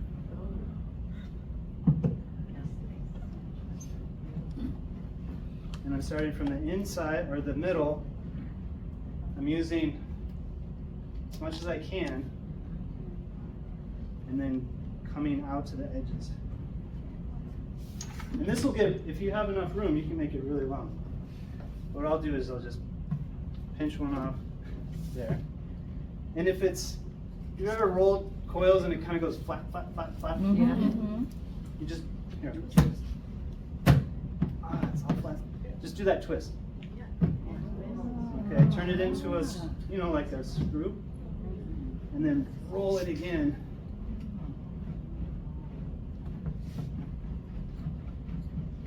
And you can come back in if you need to. You can push it this way or get it in. What's important is that the whole coil roll. So you can't, if this is stuck, you don't want to be rolling here and it'll twist weird.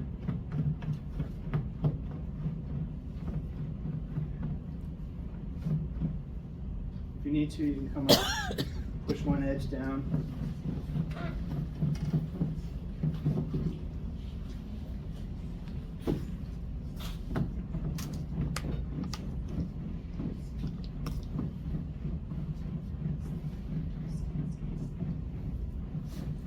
And if I'm gonna get into a coil building kind of day, I might have 3 or 4 spaces, right? And then I might come over here and wedge, or not wedge, but roll a lot of coils, and then have them in a bag, and that way I can go from one to the next.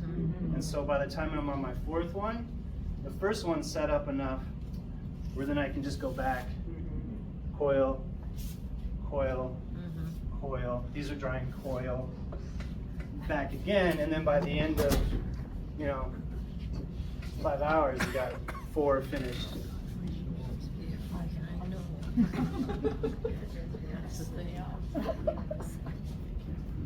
And then the way that I store the coils, it's pretty fun, and it helps in putting them on. So you don't want to pick up a coil like this and, like a snake. Just, I roll it into like a spiral.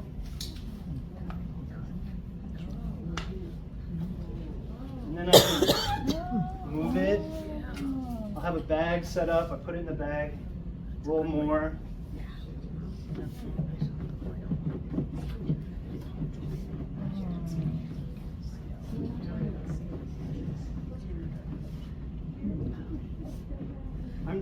I can't remember the specific style, but there's a type of ongi jar making in Korea that's coiled like this. And they make long coils. The way that I turned it, I learned that from a video I saw. The guy was doing this and he went whoop, and then just rolled it out. And he had coils this big, and he'd hand them to the next guy, and he'd put it on his shoulder, and and then they'd have this huge pot. But I saw that thing with the coil. Wow. So ever since then, I love coil building, especially in that series, like with multiple things going on.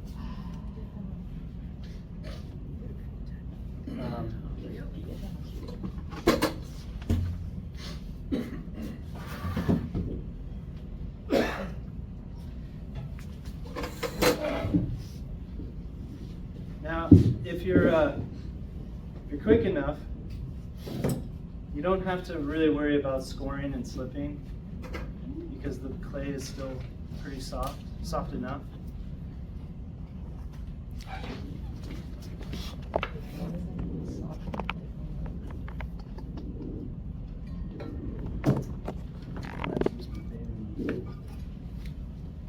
I was going to use that. My wheel at home is the wheel head turns when it's not on, but it's okay. I'll do it. You need a wider one. I just won't have the mirror there. There's a whole bunch of them. Oh, hey. Wow.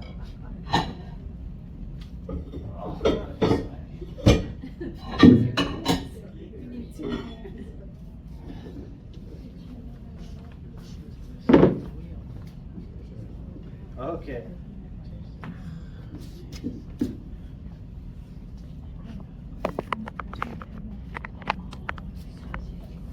So what I'm going to do is hold up my one coil in one hand and then press firmly along the edge.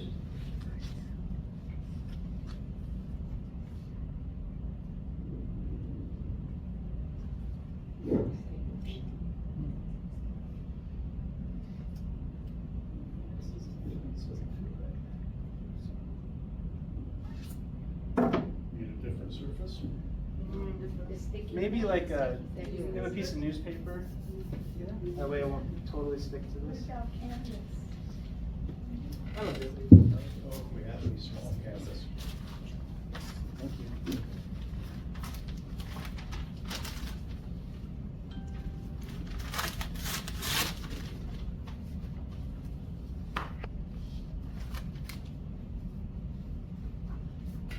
There we go. All right.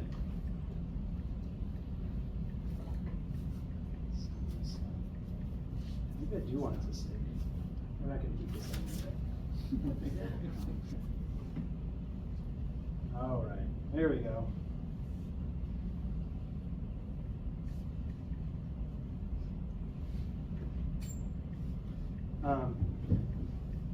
The ending of the coil and the beginning of the coil is important. Kind of smash that down. Beginning I did too.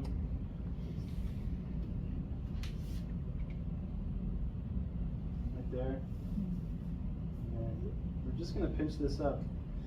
So you're gonna smooth that out, you're not keeping it in a coil, Yes, right? yes ma'am. I'm gonna smooth it and compress it.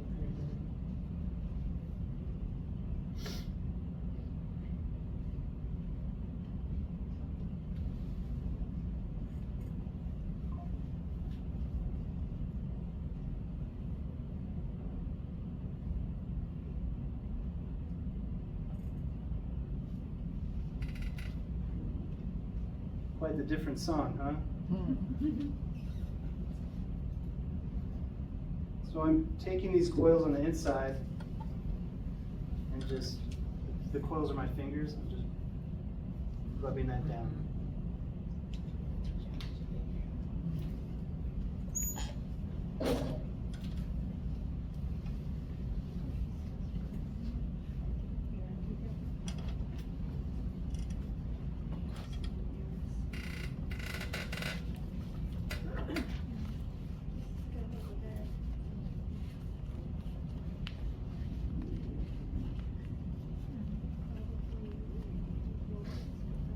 Just want to smooth those edges out.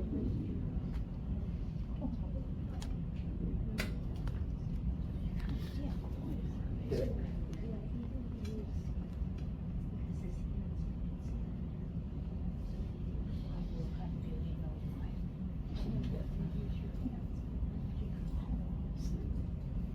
And so the great thing about the coils, and as you're working, and these lower ones will dry, it'll be strong. You could start down here, and you can coil something this tall. It'll be strong enough and still this thin enough to hold that weight. Well, we could only go 18 inches, but anyway. Yeah, you can't get it fired, but you can do it.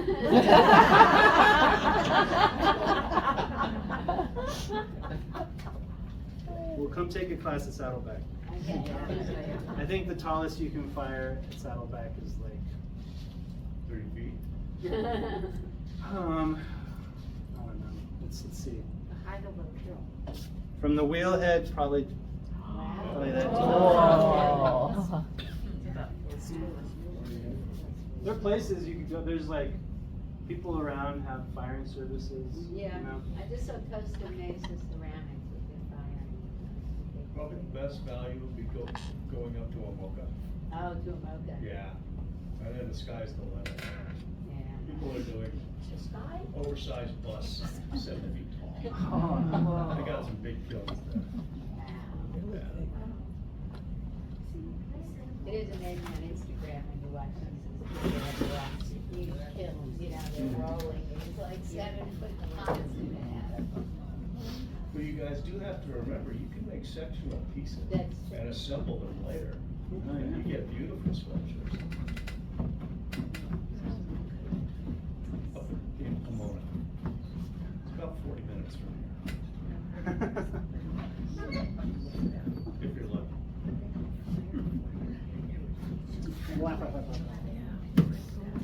So it looks pretty rough, but eventually you get up there. You have ribs with serrated teeth. It helps to shape. kind of smooth those edges out.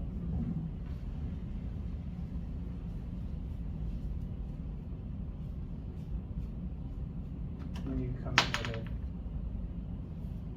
trusty bit, smooth those out. You get a much better looking surface.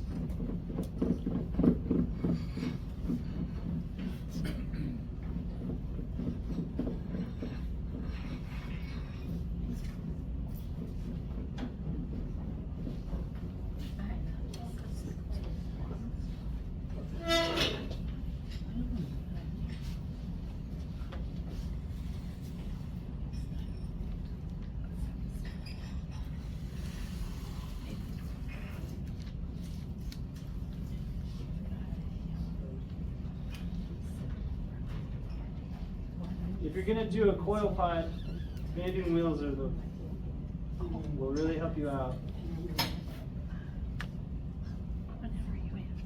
It'll help things stay a little more even. You won't have like one side be going this way because you're looking at it in only one direction.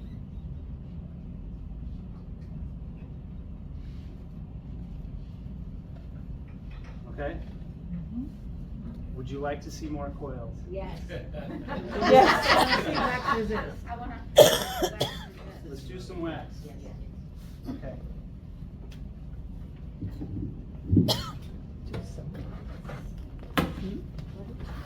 Do two things. I've got something, a thinner slip. So I'm gonna put wax on the pot and then dip it in a slip so you can see that.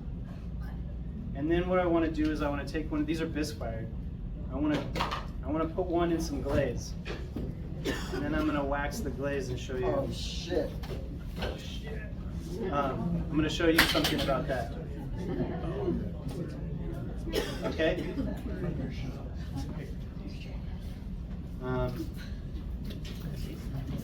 So, sorry. Yeah. These are big fired. These are bisque. Yeah. Okay. Can hey Ben? Yeah. Would you mind mixing my slip? What? He's not at work today. You make me feel like a technician.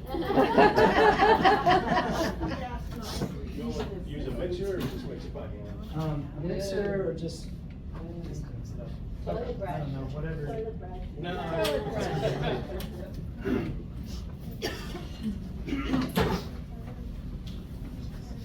Okay, so the slip is going to be weird because the slip is really good for like. So the problem is that you have wax on your bisque fired pot, right? You can't take it off for glazing. You know what I mean? No. What do you Put the say wax that on. again? So if I put wax on this bisqueware, the wax is there. It's not going to. It's going to affect glazing. Right. Right? Right. So what I would do is I would burn the wax off. You maybe bisque fire it again. Oh. In a very simple way, a roundabout way. Oh. Need a banding wheel. If you had a torch, would that? You know, it might, but it would be pretty. I don't know. I've never tried it.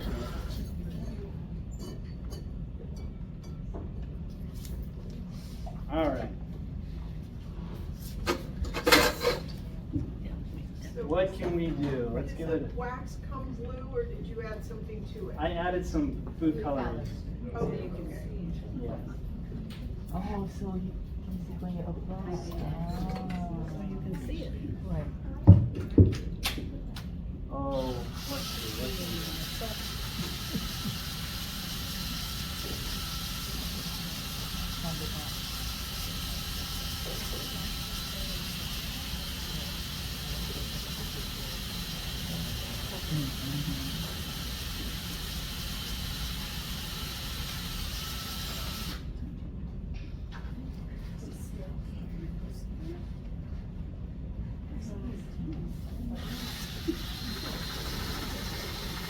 So Bobby, your wax is pretty thin, right? Yes.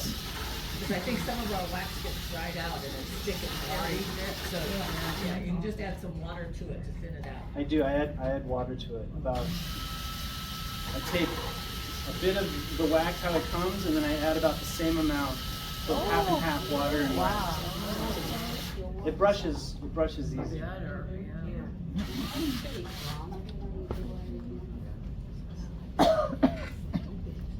So I'm just going to do some designs on here that I think will pop a little easy when I show you the slip.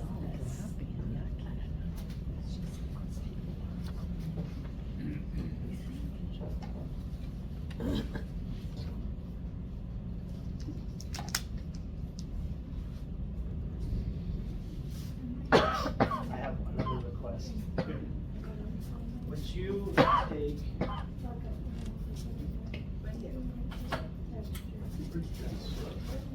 yeah. It's like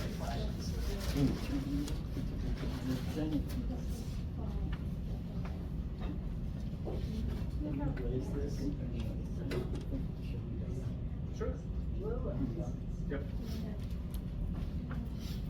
Should have wax on the bottom. No, just one. Yeah, it's okay. Got a nice spot.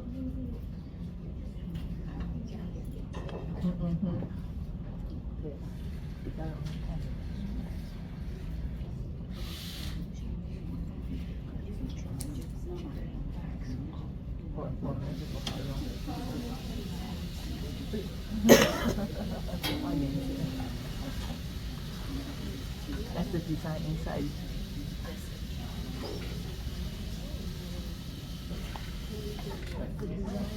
Inside the fold.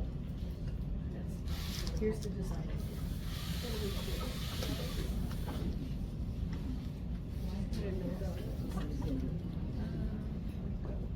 All right. Can we see? Can you hold on? It's hard. It's a little hard to see. There's like some circles and X's. So this is the Rodsbod clay, and so it's dark stoneware.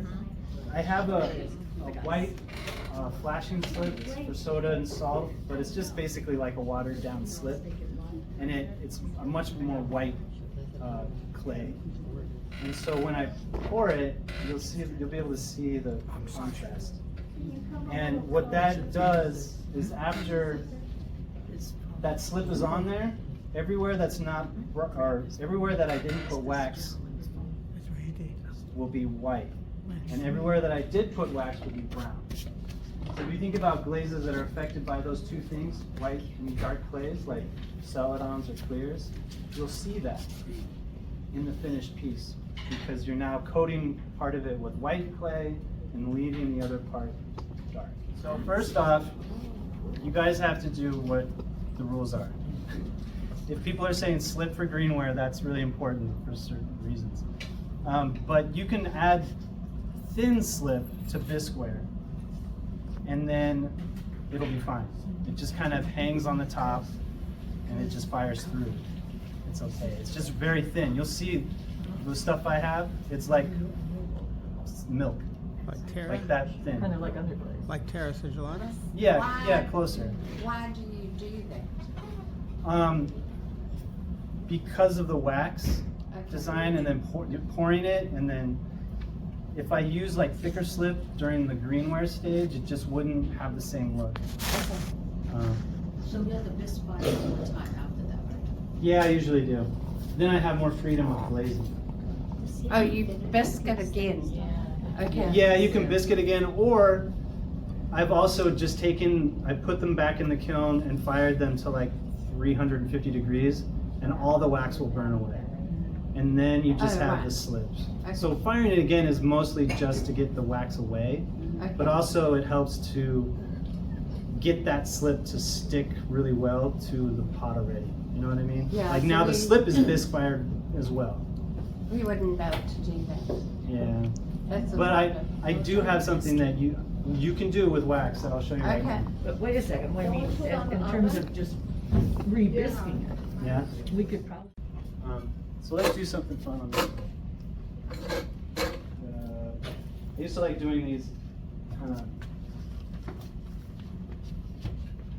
leafy kind of things.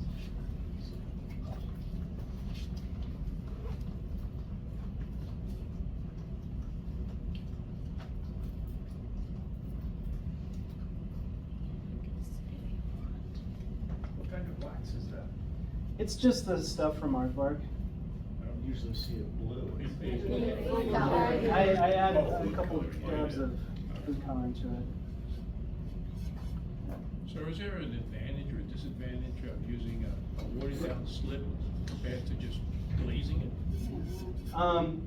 Yeah, it's easier to, it brushes differently. It flows a little easier, because it's not really thick, it's just like glob, glob, glob. You know what I mean? Is that what you're asking? Well, no, I mean, as far as the initial appearance after it comes out of the high fire. If you have the watered down slip look, Mhm. or a glaze instead. It will definitely be different. Look more like watercolor, like that kind of Yeah. washed out. Yeah, the slip is a little more washed out. Yeah, I may not be following your question. Oh, You're worried about texture?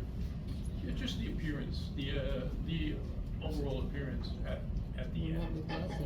So the slip compared to glaze? Yeah, Yeah, very different. it's gonna be dull and, It would be dull. But that was why I was suggesting you burn the wax away and then you can glaze it. And then you'd have, Glaze the whole thing? you glaze the whole thing and then you'd have the contrast in colors, because you have the white slip that you're applying and the brown clay that you've made the thing out of. You have to see other people working with this, that's good. Thanks. Okay. Just do a couple of things here. Bobby, did you bring a sample of this technique finished? I didn't. Okay. Sorry. Okay, so there's that. This is a bisfire plate that's been dipped quite skillfully in blue. Thank you, Ben. And what I'm going to do is I'm going to take, this is one dip, I'm going to take the wax, okay? I'm going to just do some lines. Get some stripes, right?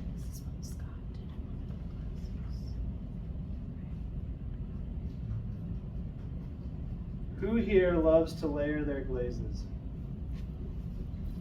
Who does a lot of it? Layers, layers, layers. So glazes definitely do cool things when you layer them, right?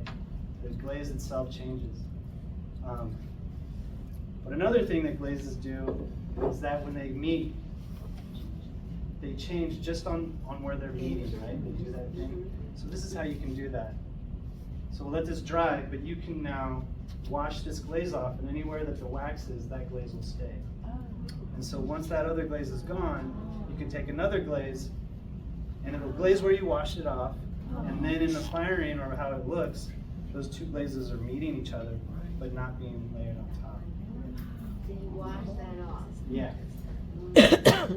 What would you glaze it with again? Anything. You can do anything. Anything that would contrast. Any glazes that you've noticed kind of do some cool things with each other will have an effect here, Yeah. and you'll see that Why make the stripes if you're not gonna do a integration. different It's gonna do something, and it'll be a little different than if you had layered. And then your stripes. So I'll let that And then dry. whatever will- I think I can do the slip now. You're not washing the wax. Why wouldn't you just stick it in another? No, because it would cover up. This is my slip.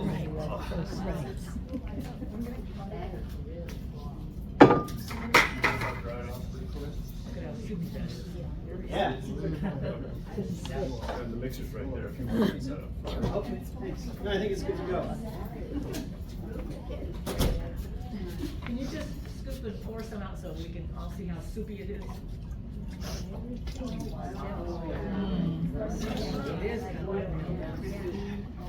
This stuff's so fun. And you know what's cool about it being thinner is that you can see the drips, you can see the layering as it goes down. You can see where it pools, because wherever it starts to layer, it is thicker and then whiter. No, is that porcelain slip? Yeah, kinda, mostly. There is kaolin in it. Okay. It's not porcelain. No, so it's a recipe Yeah. that you make. Yeah, and I don't know it off the No, top of my head. we have. Is it white? It is white. Yeah. Okay, ready? Yep. Normally I'd probably just dip it, but I'll pour it.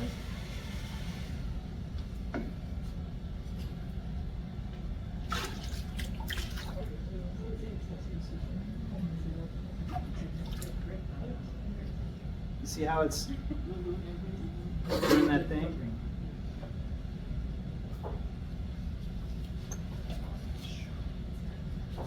So all that design, all this is going to be white, and then the clay that's left will be brown. Okay, then imagine putting a celadon on that. You've got celadon that looks good over a porcelain, right? And then a darker design with your brown clay. So for the concrete, is it porcelain slip? Yeah, it's basically porcelain. Bobby, can you hold up the camera? Perfect. Okay. You're gonna this side again to get rid of the wax And then glaze. the wax will burn away, Right. and then you can glaze it. And because the wax gone, the glaze is going to go over both. Everything. Yeah. And where these drips are, be a lot whiter, like thicker. It'll look like thicker paint. Okay. Does that make sense?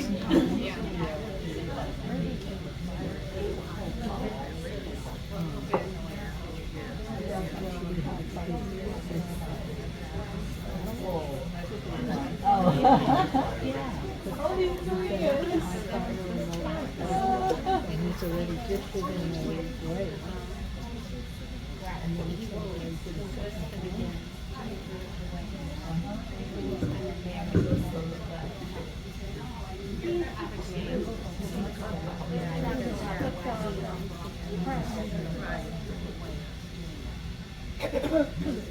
Okay, that's pretty. That'll be cool. I want to know how you think that sounds.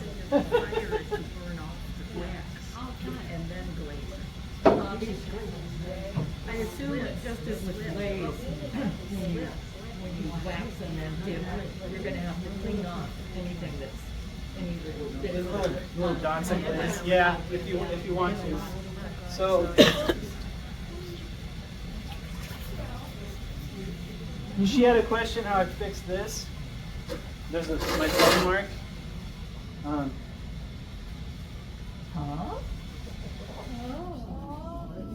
So now what I've done is the rim is going to have that brown clay color, and in a way it kind of frames the interior of the bowl now. Thank you. Okay. Are you gonna high fire it now at this point? No. Or are you gonna biscuit again? I'll biscuit again so the wax burns away totally, so the slip now becomes part of the bowl, and then I'll high fire it. I'll put like a clear glaze or a celadon or something. Okay? Okay. Let's just wait for you. Do you have a finished piece? I don't.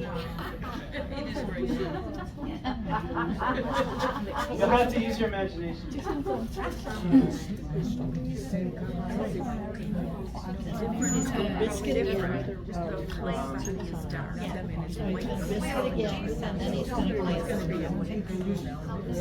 You know you can, if you don't need, I mean, I don't need to.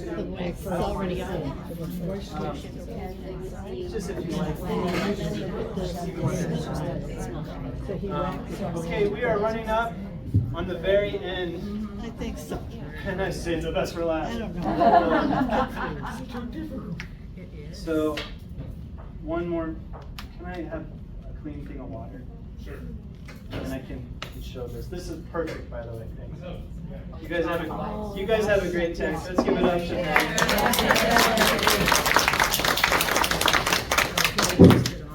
Text work harder than you could ever possibly understand. We appreciate Ben very much.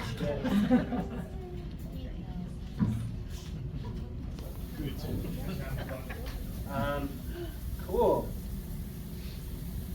Wow, we worked through it all. You guys can keep this one if you want. Who's gonna glaze it? Yeah. Yeah, right. It's gonna be hard to glaze in our bucket. This size. Those designs all through the piece with the black. Yeah, I will. I'm gonna take it home and work on it over the next month. Meditate on this.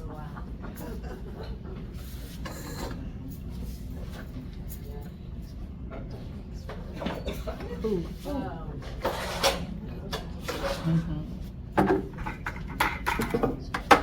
yeah. Before and after. Okay, so let's say you have your pot, you've glazed it once, and you've taken wax and brushed it, your design or whatever you want. You can do this under the sink. Just run it under the sink and it'll work. But since we're all here, we can use a sponge.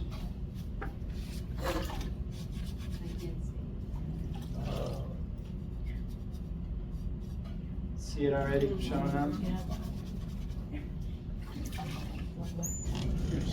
I got it.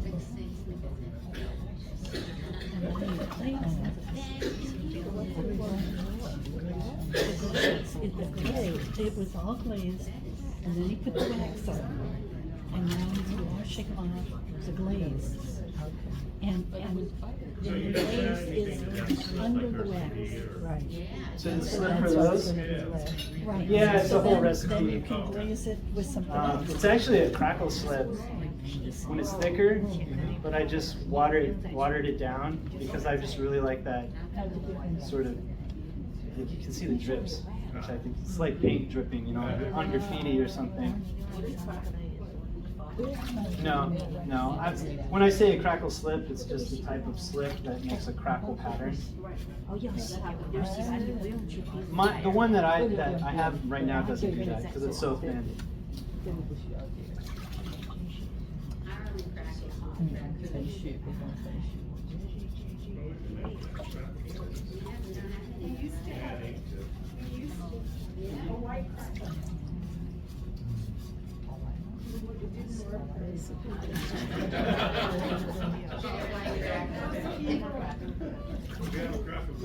Yeah. If there was like chemical, then you should dip it in 1, 2, 3, 4 white. Yeah, I guess so. Sky's the limit. You don't have to worry. Right. You don't have to make it perfect if you don't, I mean, it's going to do different things. Still gonna use that glaze on it, So I would let this dry for a day at least because it's now saturated with water before you glaze it. But glaze it and then see what those designs do. Okay? And you know what, Ben, you can finish it however you want. Okay. Thank you. Thank you.